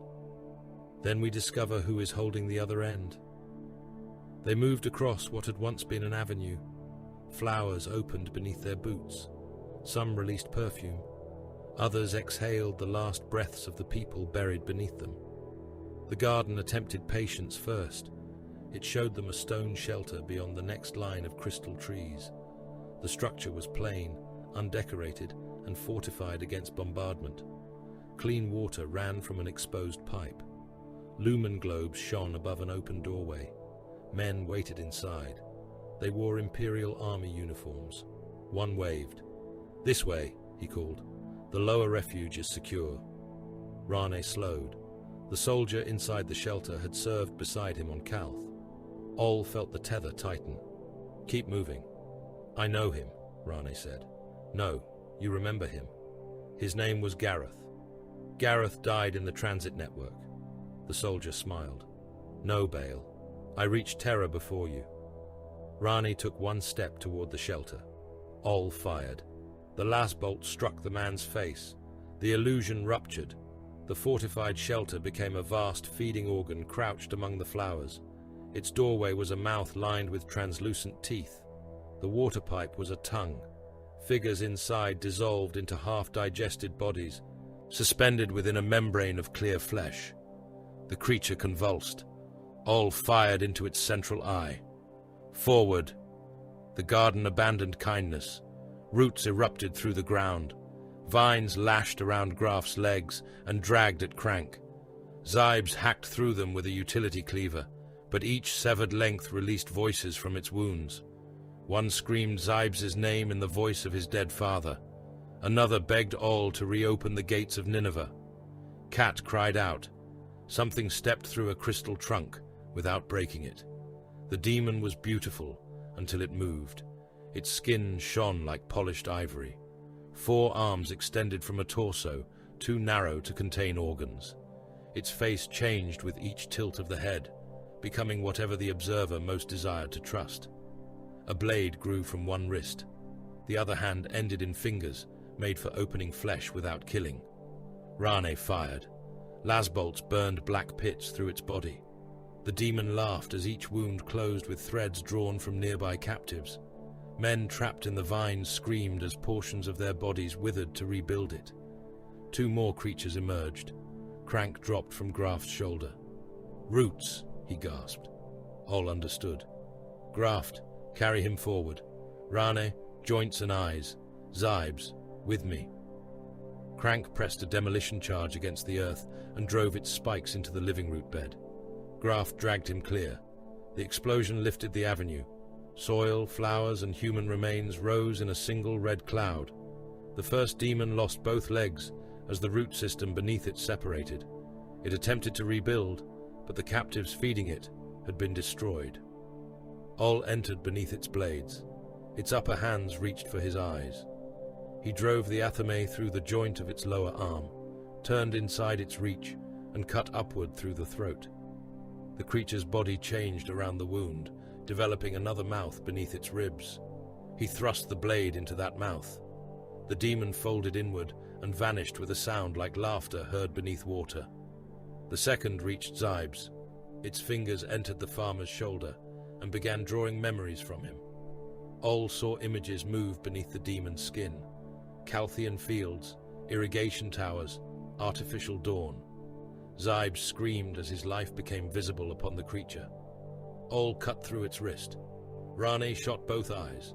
Crank detonated a second charge beneath the roots. The garden recoiled.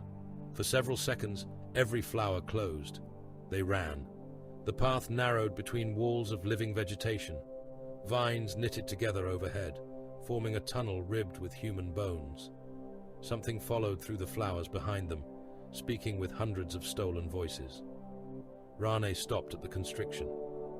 "I will hold it." Oll looked back. The growth ahead had sealed around a fallen transit arch. Crank was already planting charges. Graft could not carry the wounded man and force the obstruction simultaneously. "Count your shots," Oll told Rane. "I always do." Rane braced the Lazraful against his shoulder. The first demons entered the passage. He fired into their faces, selecting eyes, throats and knees exactly as Oll had taught him. Each bolt delayed rather than killed. The weapon's charge housing began to glow. "Open!" Crank shouted. The charges blew. Graft dragged him through the breach. Zybes followed. Cat stumbled after them. Oll remained until the Lazraful overheated in Rane's hands. "Now!" Rane attempted to withdraw. A claw passed through his back and emerged from his chest. He looked down at it. The demon lifted him from the ground. Oll saw Rane's mouth form a final word. The garden consumed it before sound emerged. More creatures gathered around him. They did not kill quickly. They opened him while he remained conscious, tasting each pain separately. Oll moved through the breach. Zybes seized his coat. "We can still reach him." Rane screamed behind them. Then his voice became calm. "I am free," it called. "Oll, come back. They showed me the road." Zybes faltered. Oll struck him hard enough to split his lip. "That is not Rane. It knows us." So did the tower. Rane's voice followed them. It promised safety. It described the farmhouse on Calth. It begged. Oll never looked back. They emerged into a courtyard filled with statues carved from still living bodies. Armored figures waited among them. Oll raised the athame. "Lower it," said John Grammaticus.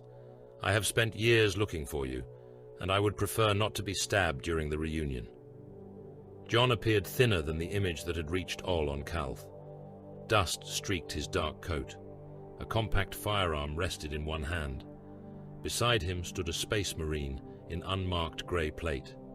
The warrior carried a bolter and a long combat blade. His armor displayed no legion heraldry, no numeration, and no honors. He was less massive than many of the legionaries Oll had seen, though no less dangerous. "Litu," the warrior said. Not a title, an identification. "Ollanius Person." Litu looked at the athame, the blood on Oll's clothing, and the survivors tethered behind him. "You maintained your objective. I maintained some of it. That is usually sufficient." Oll liked him immediately. John did not offer a greeting. "You missed the rendezvous.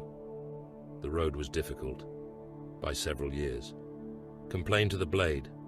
John looked at Graft, Crank, Zybes, and Cat. "Where is the rifleman?" "Dead." The anger left John's expression. "You still have the athame." Oll showed him the black blade. Relief passed through John so sharply that it resembled pain. John and Litu had traced Oll's company into the Emperor's Children domain after the group emerged in Hatay Antakya, continuing the mission that had begun with Grammaticus's warning on Calth. A shot struck the courtyard wall. Stone became a cloud of glittering fragments. Litu turned and fired in the same motion. His bolter answered with 3 controlled reports. Purple and gold shapes descended through the garden.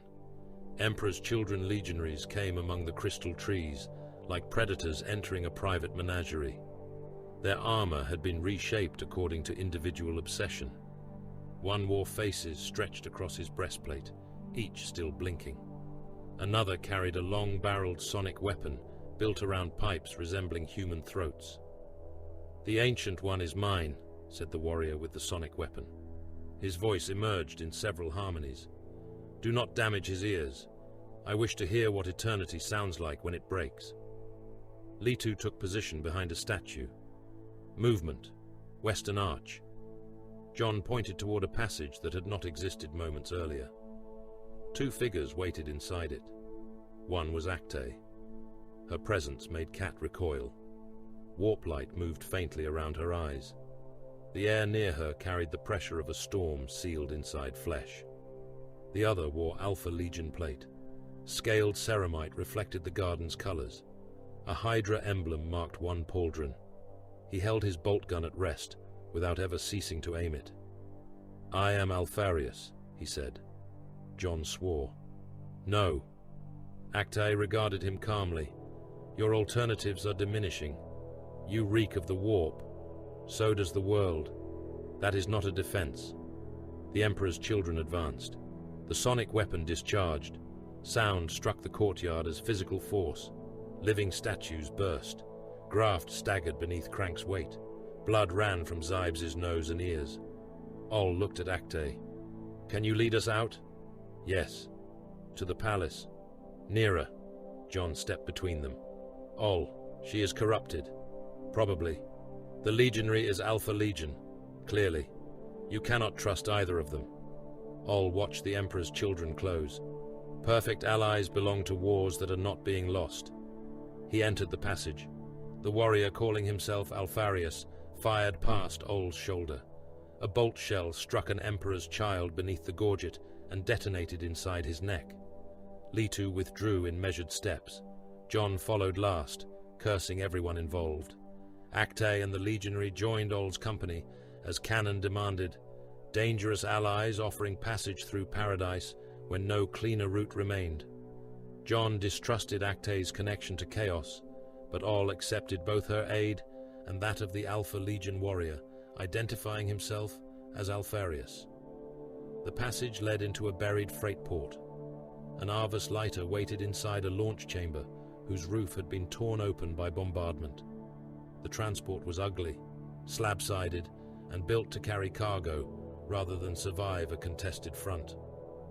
"I expected something faster," Crank said. "Expectations have caused enough damage," Oll replied. John climbed the boarding ramp. "All aboard, then." Zybes glanced at him. "All what?" John looked over the survivors, the Perpetual, the prototype legionary, the Psychers, the maimed soldier, the servitor, and the Alpha Legion operative. "Argonauts." Oll stopped. "I knew men who carried that name." "Of course you did. They were mostly fools. Then the title fits." "I do not want a title." John's smile held no humor. History rarely asks. The name followed them aboard.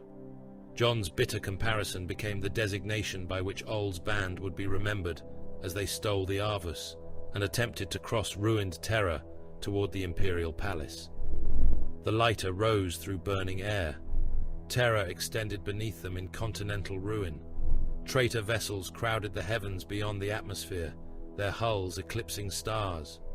Orbital fire descended in moving lines, striking targets kilometers across and erasing everything between the intended coordinates. Hives burned from foundation to crown. Seas boiled beneath lance strikes. Titan legions fought among the ruins. God engines strode through storms of ash, void shields flashing beneath impacts that turned city districts into molten craters. A warlord fell in the distance. Its reactor death became a second sunrise. Millions of soldiers disappeared beneath bombardments aimed at formations too large for individuals to matter. Infantry columns stretched from horizon to horizon, human bodies packed into trenches that orbital observers saw only as lines upon tactical displays. At the center of it all stood the Imperial Palace, Its walls rose through fire. Void shields flickered above them like failing fragments of a broken sun. Demonic weather circled the battlements, raining blood upward into the sky. Far below, Corporal Ollanius Pius crouched behind a barricade made from shattered armor and the dead. The 105th Tertio Upland Grenadiers had lost more men than remained. Piers kept talking, because silence allowed fear to become articulate. Harry Haar lay beside him, protecting a data slate beneath his coat. "You are recording this?" Piers asked. "When you stop obstructing the historical record, make certain you write that I held the avenue alone. There are 30 men here. They were inspired by me. They are sheltering from the artillery." Piers grinned, despite the tremor in his hands. History dislikes crowds. Give it one man, one banner, and an enemy too large to fight. That would be a lie. That would be memorable.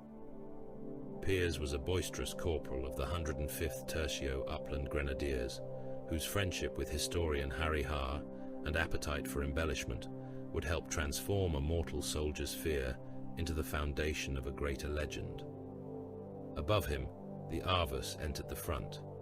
Anti-aircraft fire rose through the smoke. The first burst missed. The second tore away the port engine.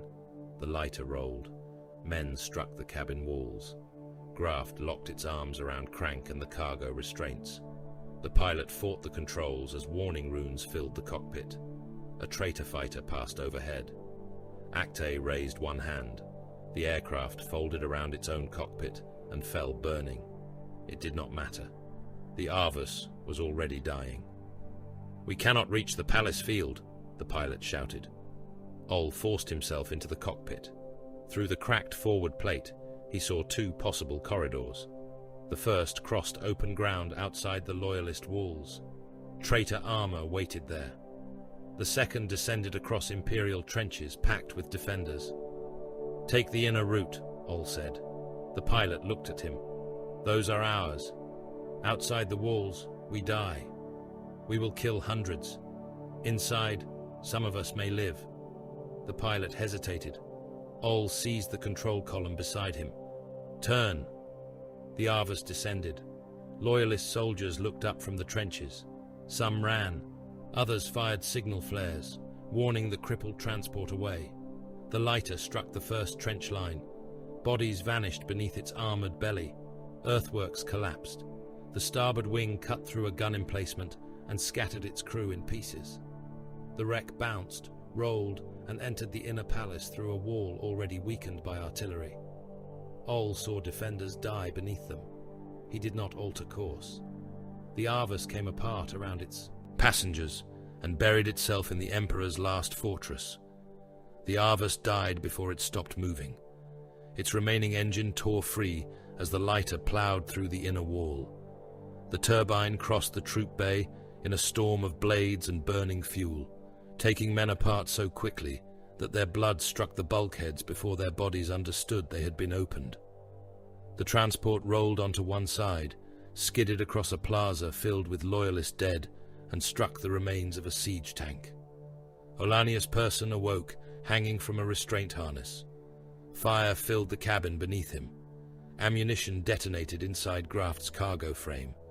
Individual rounds cracked and spat fragments through the smoke. Fuel ran from ruptured conduits, spreading blue flame across the deck. Someone screamed without pause until a secondary explosion cut the sound short.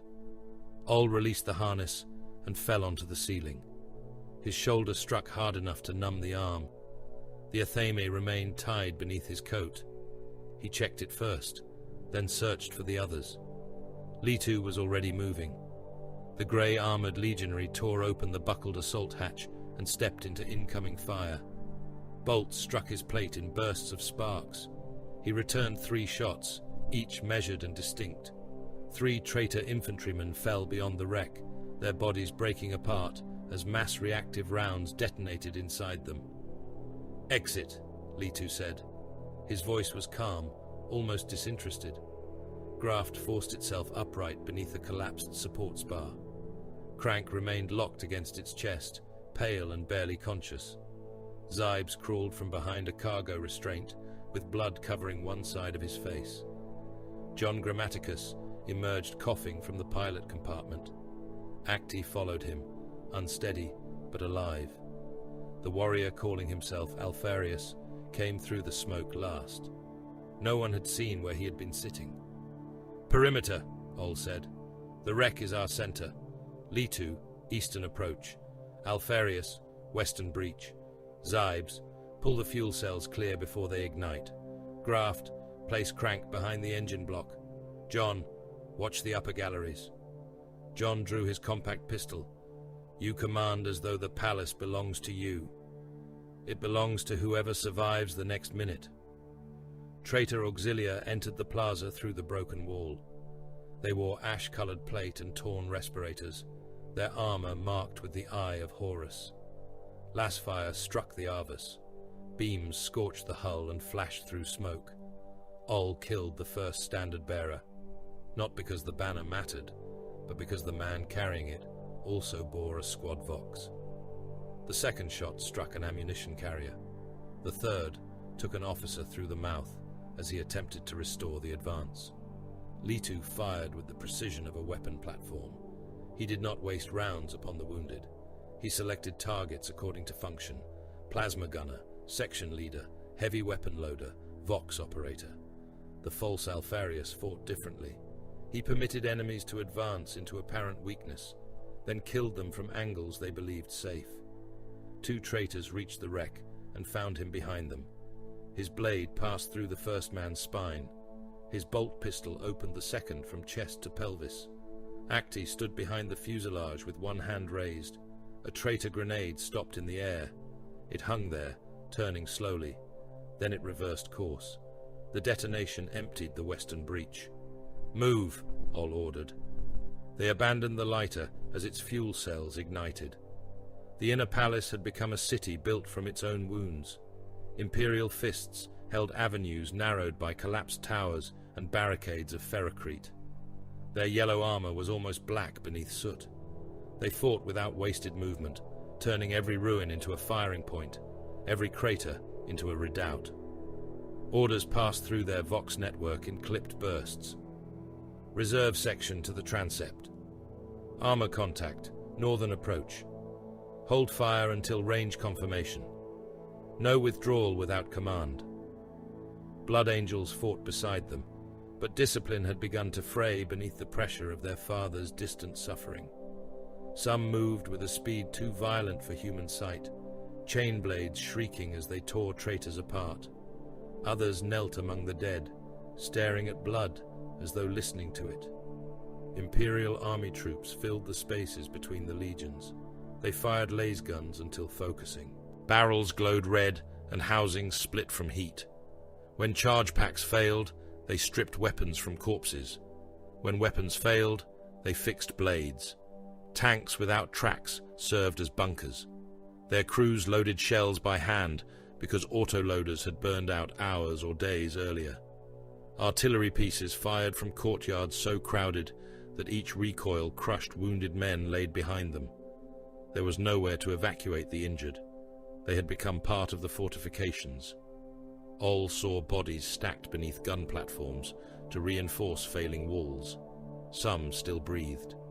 One soldier raised a hand as the Argonauts passed, asking for water without sufficient voice to form the word. Oll continued walking. The palace was dying by systems. Lumen grids failed district by district. Void shield relays flickered overhead, each collapse admitting another wave of orbital fire. Statues shattered beneath impacts intended for command centers buried kilometers below. The air tasted of stone dust, propellant, and blood cooked inside armor. Alfarius led them toward a sealed transit arch beneath a broken colonnade. "This route bypasses the visible defenses," he said. John kept his weapon trained near the legionary's back. How fortunate that an Alpha Legion infiltrator knows the Emperor's hidden passages. Fortune is a term for outcomes whose preparation you fail to observe. That sounded rehearsed. Most truths do. The arch bore no Imperial Aquila. Oll wiped ash from the stone and found construction marks hidden beneath it. 3 parallel cuts, a crescent notch, a small circle impressed beside the lintel. He remembered labor gangs beneath Anatolia before the unification wars had names. He remembered a dark-haired king marking secure chambers with those same signs, long before gold became his color. "This passage predates the palace," Oll said. Alfarius inclined his helm. "You recognize it?" "I watched the first vaults being dug." John looked at him. "You could have mentioned that. You already complain that I mention too much." The door accepted Oll's blood. A recessed seal opened when he pressed his cut palm against it. The stone divided without machinery, revealing a descending corridor lit by lumen globes older than the Imperium. They entered forgotten arteries beneath the throne world. Laboratories stood sealed behind walls stamped with obsolete sigils. Maintenance passages crossed vaults containing engines from the Wars of Unity. In one chamber, ranks of empty restraint frames faced an operating platform stained dark after thousands of years. In another, armored doors enclosed something that breathed with the rhythm of a sleeping city. Oll did not ask what had been made there. The answer would not help them reach the Emperor. Conventional navigation failed within the first hour. A corridor returned them to its own beginning without turning. A descending stair opened upon the same landing from which they had entered. Timepieces contradicted one another. Graft's internal chronometer advanced several hours while John's lost days. Oll began marking routes. He used spent charge packs when the floor permitted. When the palace moved them, he cut arrows into walls. When walls healed, he used blood. Sometimes the corridors opened onto the vengeful spirit. Black iron replaced old stone for a few steps. Warp light moved through cracks in the deck. Distant chanting echoed from chambers impossibly close. Horus spoke as though standing beside them. "Ollanius." The voice entered without passing through the ear. "You have crossed a long road to arrive too late." Oll dragged the athame across the wall, leaving a bloody mark. "Ignore him," John said. "I am." "Your hand is shaking." "That does not mean I am listening." They reached a circular junction and found their own bloody route marks waiting on the opposite wall. The markings were fresh. Oll studied them. "We have not been here." "We have," Kat said. Her voice had become strained. "Just not yet." The custodians struck before Litu detected them. Golden armor emerged from darkness with the speed of gunfire. Guardian spears leveled. The warrior, calling himself Alfarius, lost his bolt gun before he could raise it. Litu turned, but the blade of a paragon spear rested against his gorget before his own weapon cleared its sling. Oll did not resist.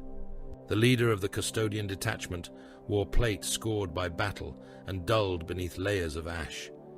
Blood marked the plume of his helm. His voice came through the grille without emotion. "Weapons down!" John glanced toward Oll. It would be discourteous to refuse. "Do it," Oll said. The athame remained concealed. The custodians disarmed them and separated Actae from the others. One examined Kat, as though deciding whether to kill her immediately. The leader faced Oll. "Identify yourself." "Ollanius Person." "No such individual possesses clearance within these sectors. The sectors existed before your order." The Guardian spear shifted closer.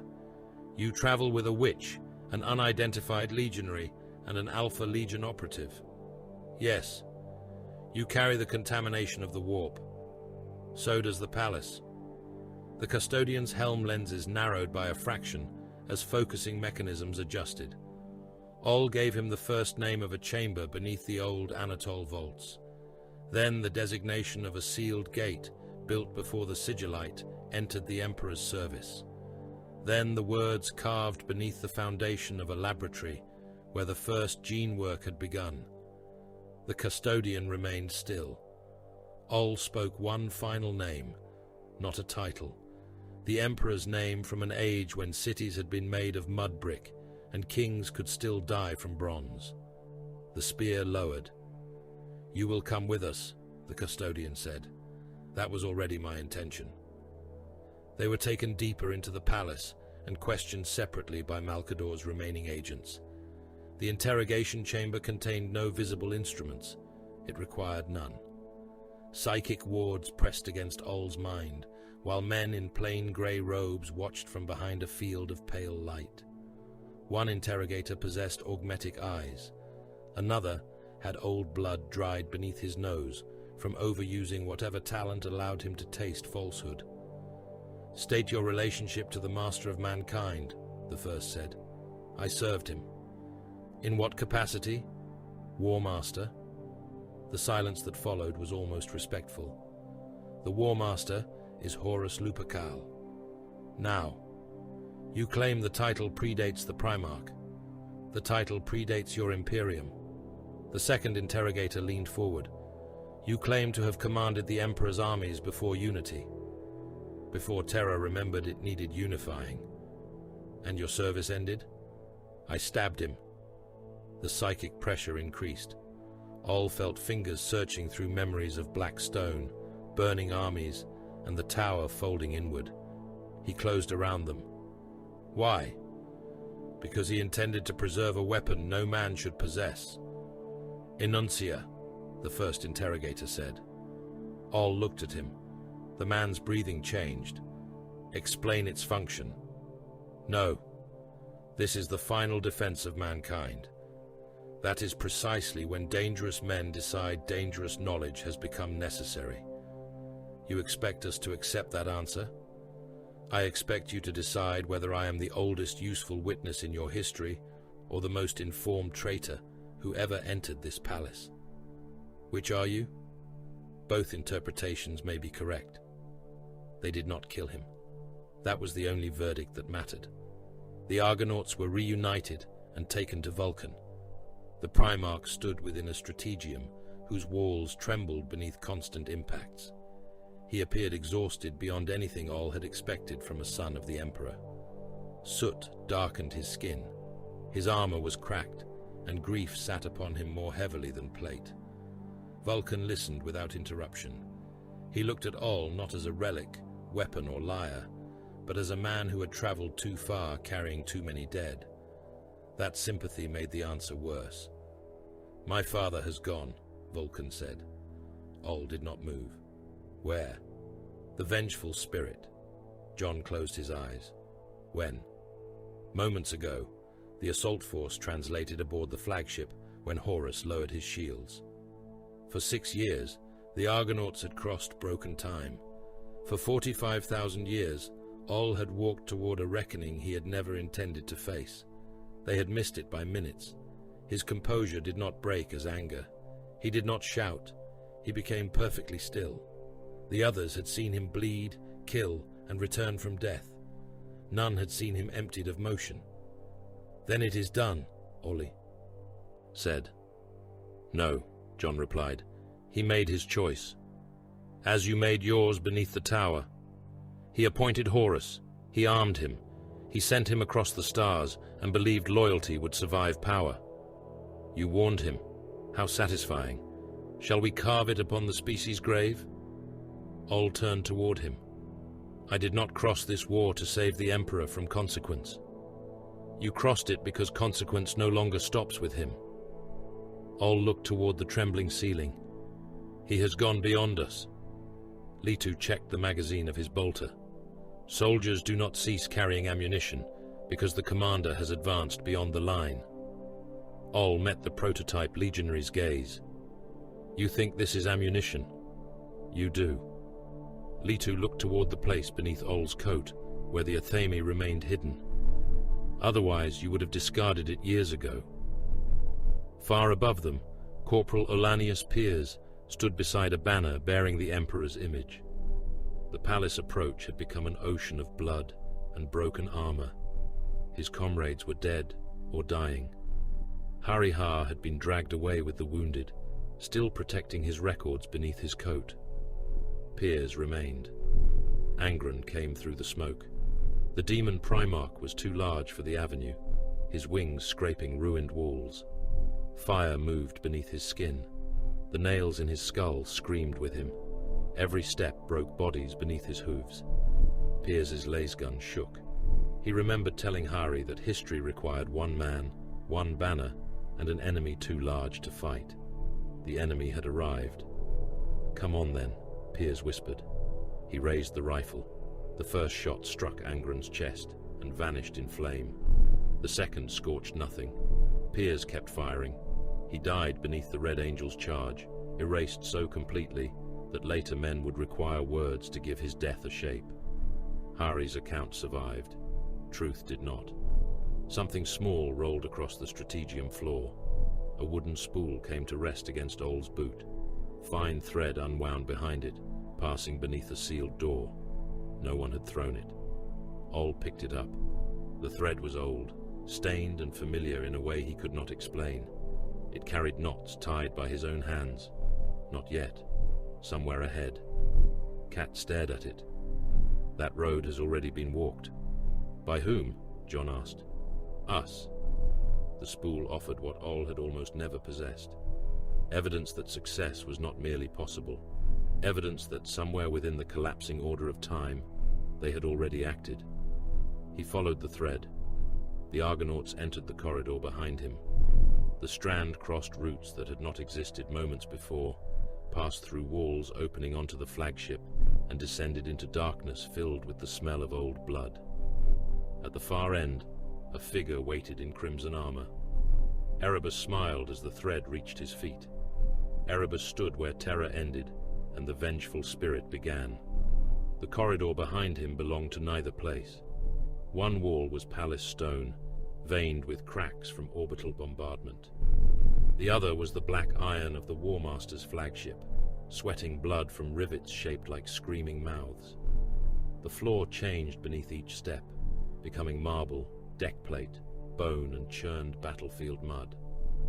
The wooden thread ended at Erebus's boot. He looked down at it and smiled. "You have carried my blade a very long way, Ollanius person." Oll kept one hand beneath his coat, fingers closed around the atame's hilt. "It was never yours. Everything offered to the gods belongs to those with the strength to claim it." Erebus wore the red of the word-bearers, beneath a dark mantle of flayed skin. Colchizian scripture covered his plate. Some inscriptions had been engraved into ceramite. Others appeared freshly cut, weeping a thin oil that moved upward against gravity. His face remained unhelmed. Oll disliked that more than a visor. Erebus wanted them to see the humanity he had willingly retained. His smile carried no madness, no uncontrolled devotion. It was the expression of a priest who had witnessed the murder of worlds and found every death in accordance with doctrine. Litu raised his bolter. "I have the target." "No," Oll said. Litu did not lower the weapon. "Explanation. He wants the shot." Erebus's smile widened. Passages opened behind the Argonauts. They had not been there before. Word-bearers emerged from them in crimson plate, bolt guns leveled, and ritual blades burning with warp fire. Some wore horns driven through their helms. Others carried censers that spilled black vapor across the floor. Shapes moved within the smoke, matching the legionaries step for step. "Positions," Oll ordered. Litu took the left flank. The warrior, identifying himself as Alfarius, covered the right. Graft lowered Crank behind a broken palace column and released the ammunition crates from its harness. Zybes dragged Cat toward the shallow shelter of a shattered arch. Acte stood in the center, her eyes already burning with psychic pressure. John looked at the multiplying corridors. "This is not an ambush." Oll drew the atame. "It is a ritual." Erebus lifted one hand. The word-bearers fired. Bolter reports struck the confined space like artillery. Mass reactive shells exploded against stone, iron and flesh. The false Alfarius killed the first legionary through an eye lens, then vanished behind a wall that had not existed when he moved. Litu fired controlled bursts. One word-bearer lost a knee. Another took a bolt beneath the gorget and fell backward with his throat opening inside his armor. Oll pulled Graf down as rounds crossed the corridor. A shell struck the servitor's shoulder. Augmetic plating burst. One ammunition crate disappeared in a spray of brass and propellant. Graft rose again. Load integrity reduced. Carry what remains, Oll said. Confirmed, trooper person. The corridor tilted. Gravity changed direction without warning. Bodies, weapons, and fragments of masonry fell toward the flagship wall. A word-bearer struck the deck shoulder first. Litu adjusted before impact, mag-locking one boot and firing while the others tumbled. Erebus remained standing upon the original floor. "You brought the weapon through broken time," he said. "Through Kalth, dead worlds, and the wounds of the Immaterium. Did you believe that was your will?" Oll caught a hanging support cable and hauled himself toward the junction. "I believed it was necessary. Necessity is the first prayer ever offered to chaos." Acte screamed. The corridor righted itself. Warp force struck the word-bearers and drove them back. One legionary folded around the waist until his spine burst through his abdominal plate. Another vanished into the wall, leaving only one gauntlet protruding from the stone. Erebus looked at Acte. "Faithless vessel." He spoke a word in Colchizian. The air closed around her. Acte dropped to her knees, clawing at her throat. Cat reached for her. The psychic collision threw both against the arch. "Crank," Oll said. "Charges." The maimed soldier pushed himself upright. Sweat covered his face. His remaining hand shook as he primed 3 demolition canisters. "I need a placement." Oll pointed toward the iron floor beneath Erebus. "There." Crank laughed once. "Of course." Graft lifted him. The servitor advanced through bolter fire, carrying Crank in one arm and ammunition in the other. A shell tore away its left leg below the knee. Graft struck the ground, dragged itself upright with one hand, and continued. "Trooper person," it said. "Mobility impaired. Advance." "Confirmed." Zybes ran beside it. He had no armor, no legionary weapon. He carried an autogun taken from a dead auxiliary and fired into shapes that ignored most of his shots. A word-bearer emerged through the palace wall. His chain blade took Zybes across the chest. The weapon's teeth entered beneath one shoulder and tore down through ribs, heart, and abdomen. The farmer came apart in a sheet of blood. His upper body struck the floor near Oll, one hand still opening and closing. Oll saw Kalth in that hand. Irrigation mud beneath the fingernails, scar tissue from broken machinery, the work of 18 quiet years reduced to twitching meat. He did not stop. Cat screamed Zybes' name. The grief broke her concentration.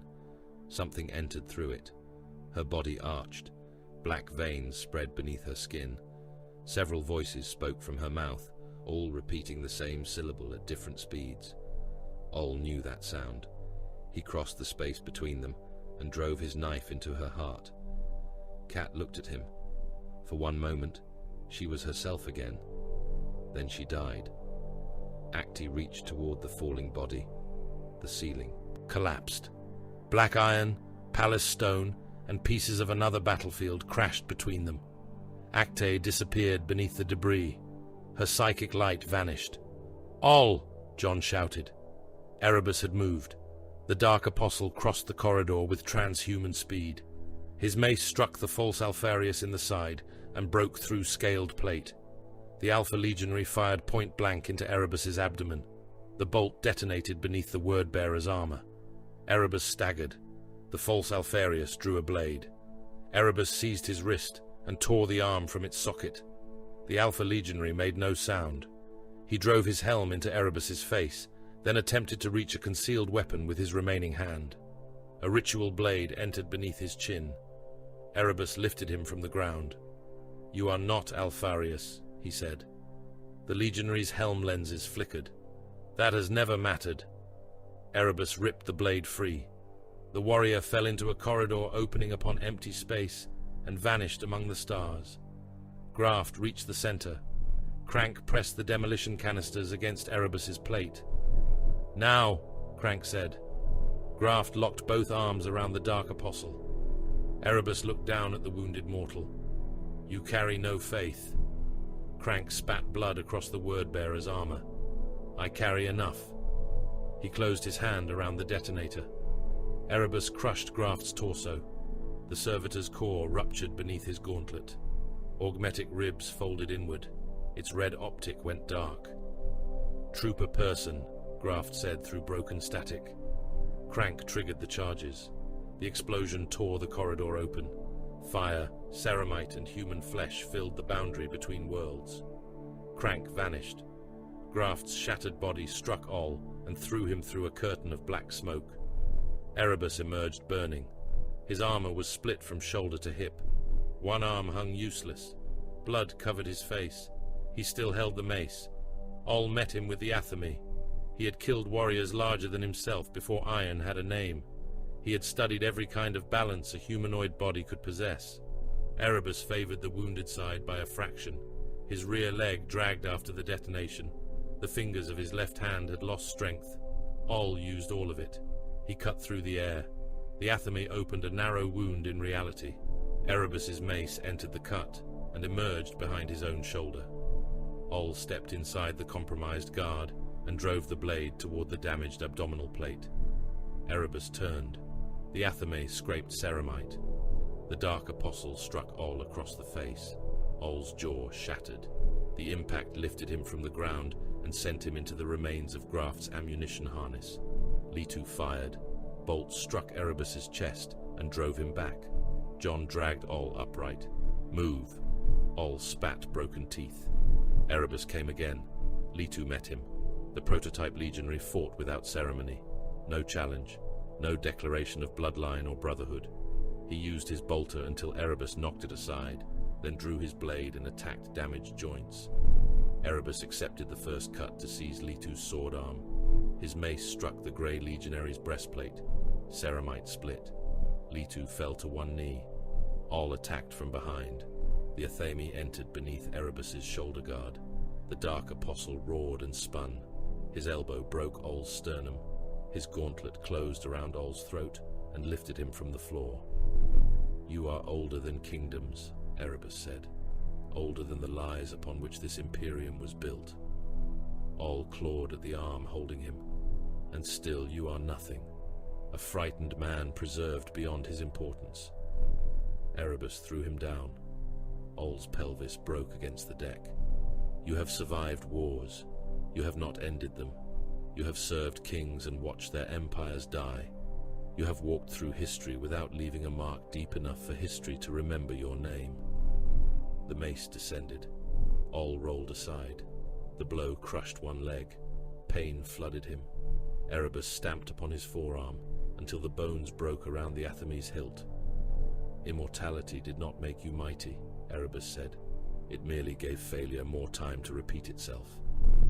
Around Oll lay the remains of his company.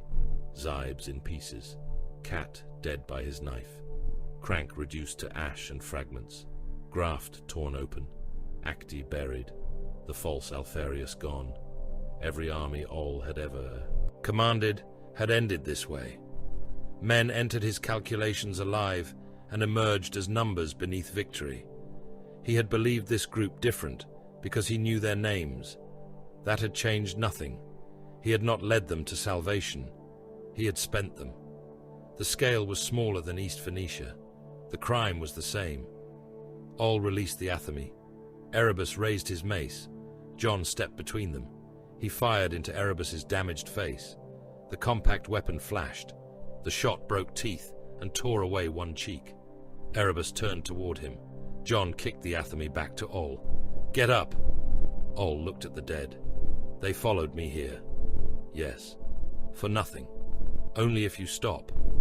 Erebus struck John aside. Litu rose behind him and drove his blade through the split in the Dark Apostle's backplate. Erebus roared, twisted and backhanded Litu across the corridor. Oll closed his hand around the athame. His broken fingers tightened. He stood. More word-bearers gathered in the passages. Their armor was scorched. Their voices had become laughter, prayer, and animal howling. Some tore off their helms and clawed scripture into their own faces. Others fired into shadows, convinced they were enemies. The boundaries of reality collapsed around them. Terror appeared beneath the deck. The vengeful spirit hung in the sky below their feet. Erebus looked beyond Oll. For the first time, fear entered his face. Golden black light filled the corridor. It did not shine. It consumed the need for lesser light. The maddened word-bearers recoiled. Those nearest the presence ignited from within. Their shadows became towering figures wearing crowns, each kneeling before something no human mind had yet named. Erebus withdrew. He gathered darkness around himself and disappeared through a wound cut by his own blade. The others were not so fortunate. Golden black force passed across them. Legionaries became outlines of ash. Warp entities shrieked as they were pulled from mortal flesh and devoured by an approaching power. Oll stood beneath the shadow of something worse than the things trying to kill him. The Emperor came through the broken corridor. He appeared as the king Oll had known outside Nineveh, then as a warlord in blood-stained bronze, then as a corpse seated upon a throne, then as a god whose crown eclipsed the galaxy. All were true, none were complete. Darkness gathered behind his radiance, vast and unborn. Oll felt its name pressing against reality, the Dark King. The Emperor stopped. Among the ruins, beneath the shifting boundaries of terror and the flagship, he saw Ollanius Pius. Shock entered the faces he wore. You. Oll leaned upon the athame and remained standing. Neoth. John inhaled sharply. Leto did not kneel. Neither did Oll. The Emperor's many aspects narrowed around the ancient face Oll remembered. You have returned. You sound disappointed. You should not be here. You said that the last time. The golden black power thickened. Worlds moved within it. Oll saw humanity kneeling beneath one throne forever, every human thought becoming fuel for a god born from the Emperor's need to win. Horus cannot be defeated as I am, the Emperor said. His voice shook the corridor. Then lose. The pressure became unbearable. John dropped to one knee. Blood ran from his nose. Leto locked his armor and remained upright through servo strength. The Emperor faced Oll. You do not comprehend what stands against me. I comprehended the tower. This is not the tower. You said the same words there. The Emperor's expression hardened. Oll continued. A weapon against threats humanity had not yet faced. Knowledge too valuable to destroy. Power safe, because you would be the hand holding it. Horus carries the strength of the Pantheon, and you would become another thing wearing a man's name. I would preserve mankind. No, you would preserve ownership of it. The darkness behind the Emperor spread. Terror trembled. I have no other path. You have never needed another path, only certainty that yours is right. The Emperor stepped closer. Oll saw the first king, the architect of unity, the father of primarchs, and the future corpse upon the golden throne. He saw his oldest friend. Tell me what follows if I relinquish this power, the Emperor said. Oll gave him no mercy. You may lose. The Emperor waited. Horus may kill you. Terror may fall. Humanity may die screaming in the dark, and every man who followed us may have suffered for nothing. John looked at Oll as though he had gone mad. Oll did not stop. There is no promise, no hidden design, no law that says sacrifice purchases victory. Then why surrender the power? Because victory is not worth becoming the thing you claim to oppose. The Emperor's faces shifted. That is faith? Faith is not certainty, Neoth. Certainty is what tyrants use instead. Faith is walking after the light ends. The Dark King moved behind him. Its unborn crown touched the warp. Oll thought he heard distant gods laughing. Then the Emperor released his hold. Golden black power tore away from him. The force crossed terror and the vengeful spirit as a storm of unmaking. Demonic passages collapsed. Corridors returned to iron and stone. Warp things were banished from mortal bodies. For a few heartbeats, reality remembered its proper shape. The Emperor diminished. The god vanished. A man remained. still immense, still terrible, still carrying power enough to break armies, but vulnerable. Oll had saved mankind by making its defender weaker. The Emperor looked older. "You must leave," he said. He held out the wooden spool. Oll took it. "Follow the thread backward. Complete the path you have already made. The loop must remain closed." John moved beside Oll. "And you?" "I go to Horus." "As yourself," Oll said. The Emperor looked at him. "As myself." Oll turned away. He, John, and the wounded Litu followed the thread through restored corridors. Behind them, the Emperor walked toward the final court. They reached the place where the spool's line disappeared through a wall. Oll opened his hand. The athame lay upon his palm. It should have been broken. He remembered the blade cracking beneath Erebus's mace. He remembered fragments scattering across the deck. Now it was whole. Its edge carried fresh blood. John saw it. He restored it. Oll studied the blade. The Emperor had ordered him away. The Emperor had also returned the one weapon their road had carried through time. Words were commands. Actions were truth. Oll placed the spool inside his coat and closed his hand around the athame. "We are not leaving," he said. Acte lived beneath the dead. Oll found her under a fall of palace stone, black iron and shattered ceramite, where terror had collided with the vengeful spirit. One arm protruded from the rubble. The fingers moved when he called her name. Litu lifted the largest slab. The grey legionary's breastplate was split where Erebus had struck him. Hydraulic fluid bled from ruptured armor musculature. Warning runes reflected across his faceplate, but he locked both hands beneath the stone and forced it upward. Oll dragged Acte clear. Her legs had been crushed. Bone showed through one thigh. Blood covered her robes, and every breath came with a wet clicking inside her chest. Psychic light still burned in her eyes, weak but present. John crouched beside her.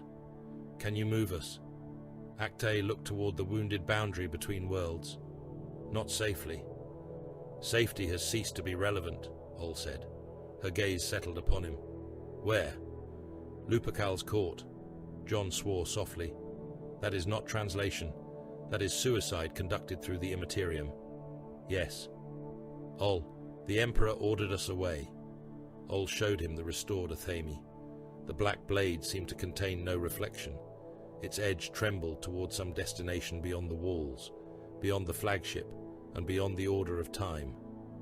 "He told us to leave," Oll said. Then he returned the weapon.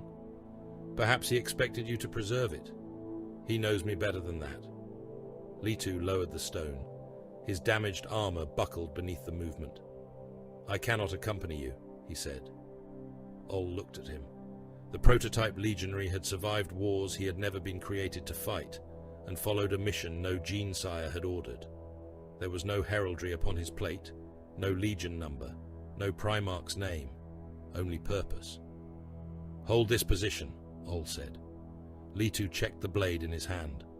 "For how long?" "Until no one asks you to." The legionary inclined his head. It was farewell enough. Acte placed one bloodied hand upon Oll's wrist and the other against John's forehead. "There will be no shielding," she whispered. "No vessel, no path. I will cast you into the pressure and seek the court by the wound Horus has made in causality." John gave a bitter laugh. That was almost reassuring. It should not be. The walls began to breathe. Oll heard Litu firing before the translation began. Bolter reports rolled through the corridor as surviving word-bearers emerged from the dark. The prototype legionary stood alone between them and the wounded Psyker. Acte spoke no word. Her mind opened. Reality struck Oll from every direction. There was no passage through the warp. Passage implied distance. He existed in all the places violence had defined him, every battlefield occupying the same instant, and each death insisting it had been the first. East Phoenicia burned beneath a sky cut open by Annuncia. The tower collapsed upward, its black tears consuming the stars. Men fused into glass reached for Oll from beneath vitrified earth. Austerlitz lay beyond it, white with snow and gun smoke. Musket ranks fired through the bodies of those who had fallen before them. Cannonballs passed through men in red fountains. Cavalry horses trampled the wounded into frozen mud. Verdun occupied the same ground. Artillery turned the snow to filth. Gas crept through trenches packed with men whose lungs filled faster than they could pray. Oll saw the young soldier he had killed beneath the listening post. The man still wore Oll's knife beneath his jaw. Chrysophar appeared behind him. 6,000 soldiers advanced into intersecting fire because Oll had ordered them to fix bayonets and die. Their officers saluted as they passed. Their faces held no accusation. That was worse. Calth fell from the heavens. Starships became meteors. The farmhouse vanished beneath the impact wave. Baal Rane screamed from inside paradise. Crank reached for a detonator with the hand he no longer possessed. Zybes died in pieces. Cat looked at Oll across the blade he had driven into her heart. Graf dragged itself forward on one remaining limb. Trooper Person, the servitor said. Mission status incomplete. The dead surrounded him. Every man he had abandoned, every cohort he had expended, every settlement he had burned. They stood in ranks stretching beyond time, the army of his consequences. The emperor waited behind them as the king from Nineveh. What makes your slaughter different? He asked. Oll did not answer. There was no answer that would restore the dead. No apology could return men to bodies already offered to necessity. No confession could make cruelty righteous after the act. Regret was not resurrection. All accepted their judgment. He continued walking. The battlefields contracted around him, becoming one endless field of blood beneath a sky filled with burning warships. John moved somewhere beside him, visible only in fragments.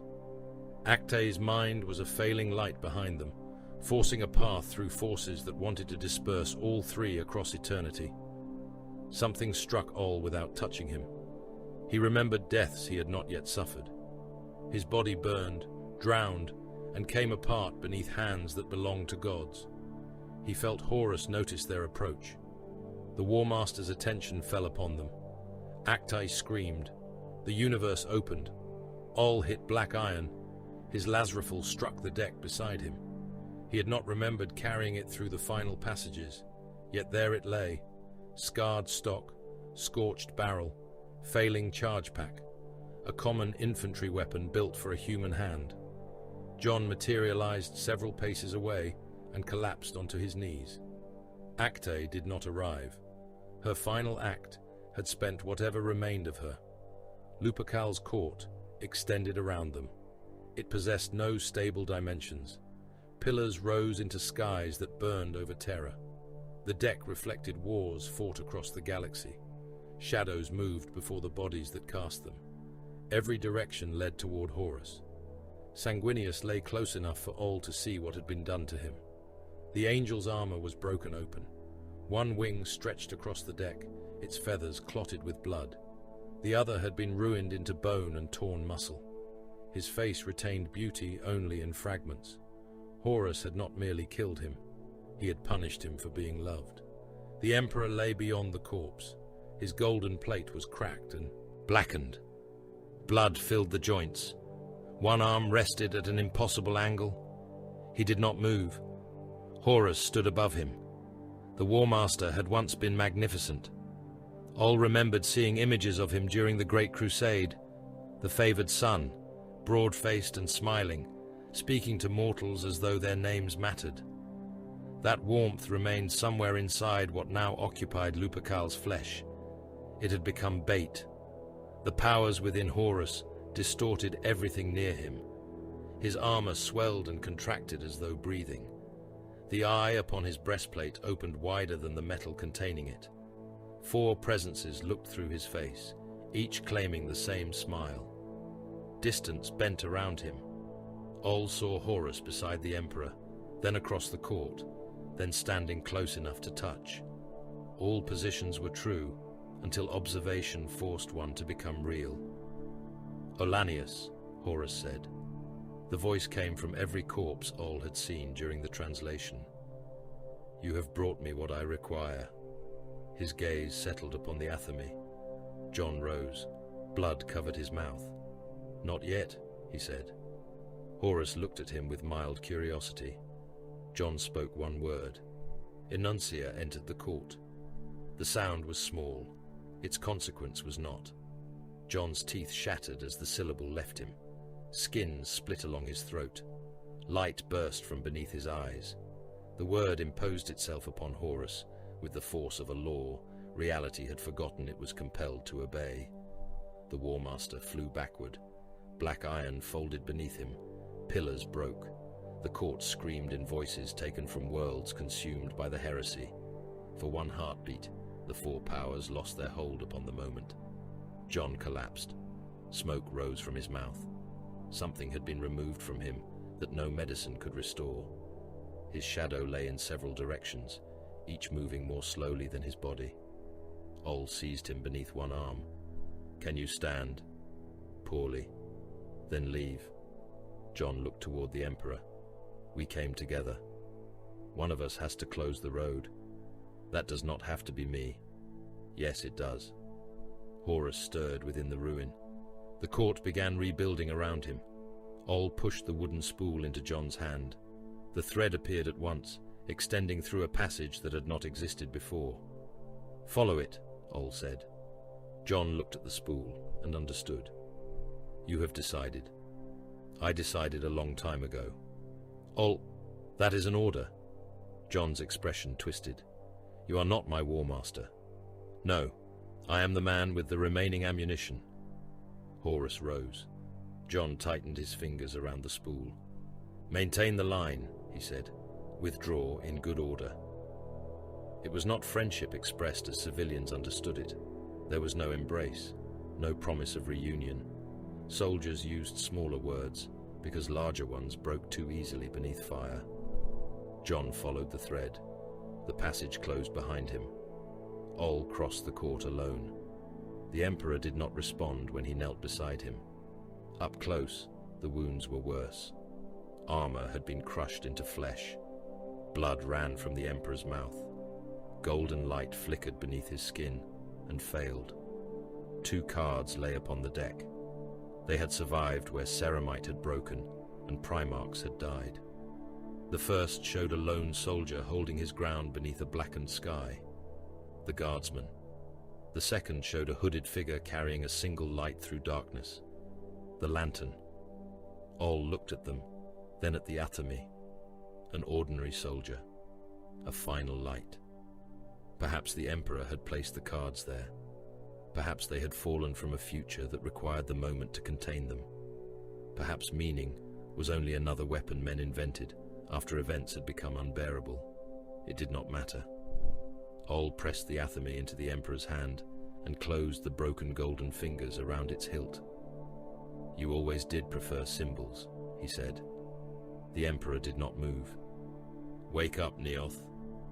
Horus stepped from the ruins made by John's word. His damaged armor repaired itself with every pace. The talon upon one hand dripped radiance and blood. The court contracted around him until no distance remained, except the few meters between Warmaster and Emperor. Oll reached for the Lazrifel. "Wake up." Nothing. For 45,000 years, he had survived because he knew when to retreat. He had abandoned cities, armies, titles, and friendships. He had crossed history by refusing to die where other men believed death was required. Now there was nowhere left to go. His purpose was not to defeat Horus. The thought carried no despair. It carried relief. Oll did not need to win.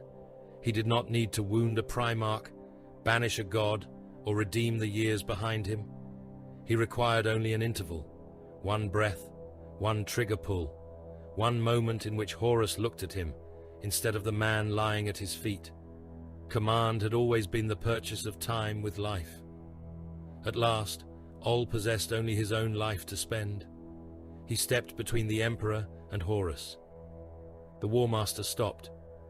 "You know that weapon cannot harm me." Oll raised the Lazrifel. The stock settled beneath his collarbone. His cheek touched the scarred casing.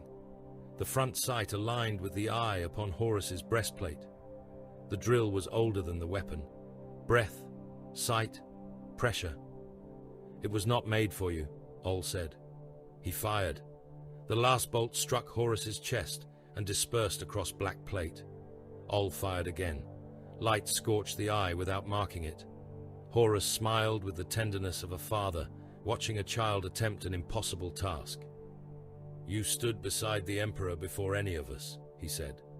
You know him better than his sons. You know he is not worth this. Oll fired. This is not for him. The charge pack whined. He fired again. The first Warmaster rejected the last with every pulse of common light. No relic cannon, no god-forged blade, no gene-wrought strength, only an infantryman's weapon in a soldier's hands. Horus advanced. Oll did not retreat. The Lazrafal's casing became too hot to touch. The focusing assembly screamed. Warning runes flashed along the charge housing. Oll held the trigger. Bolts of red light struck Horus in a continuous sequence. They achieved nothing that could be measured in armor damage, blood, or pain. They held his attention. Behind Oll, the Emperor's fingers tightened by the smallest degree around the athame. Horus raised the talon. Oll had died beneath bronze, iron, shellfire, radiation, vacuum, and weapons that erased matter. Every death had contained the promise of return. He felt no promise now. There would be no grave, no body beneath which life might begin again, no dawn. The talon descended. Oll's final sensation was recoil. Horus's blow reduced him to blood, heat, and vapor. The Lazrafal came apart inside the same instant. Polymer, metal, bone, and flesh became a red mist across Lupercal's court. Ollanius' person, older than kingdoms, and perhaps older than the Emperor, ceased to exist. He received no assurance that Horus would fall. He heard no voice welcoming him beyond death. He did not know whether the interval had been enough. The Emperor opened his eyes. What followed entered history already broken. The athame passed into the final struggle. Horus was defeated. The Emperor was carried from the vengeful spirit and entombed within the golden throne.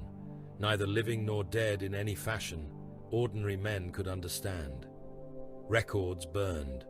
Witnesses contradicted one another. Hari-Har's account of Corporal Ollanius Pius survived in fragments. One mortal soldier, one banner, and Angren's impossible charge.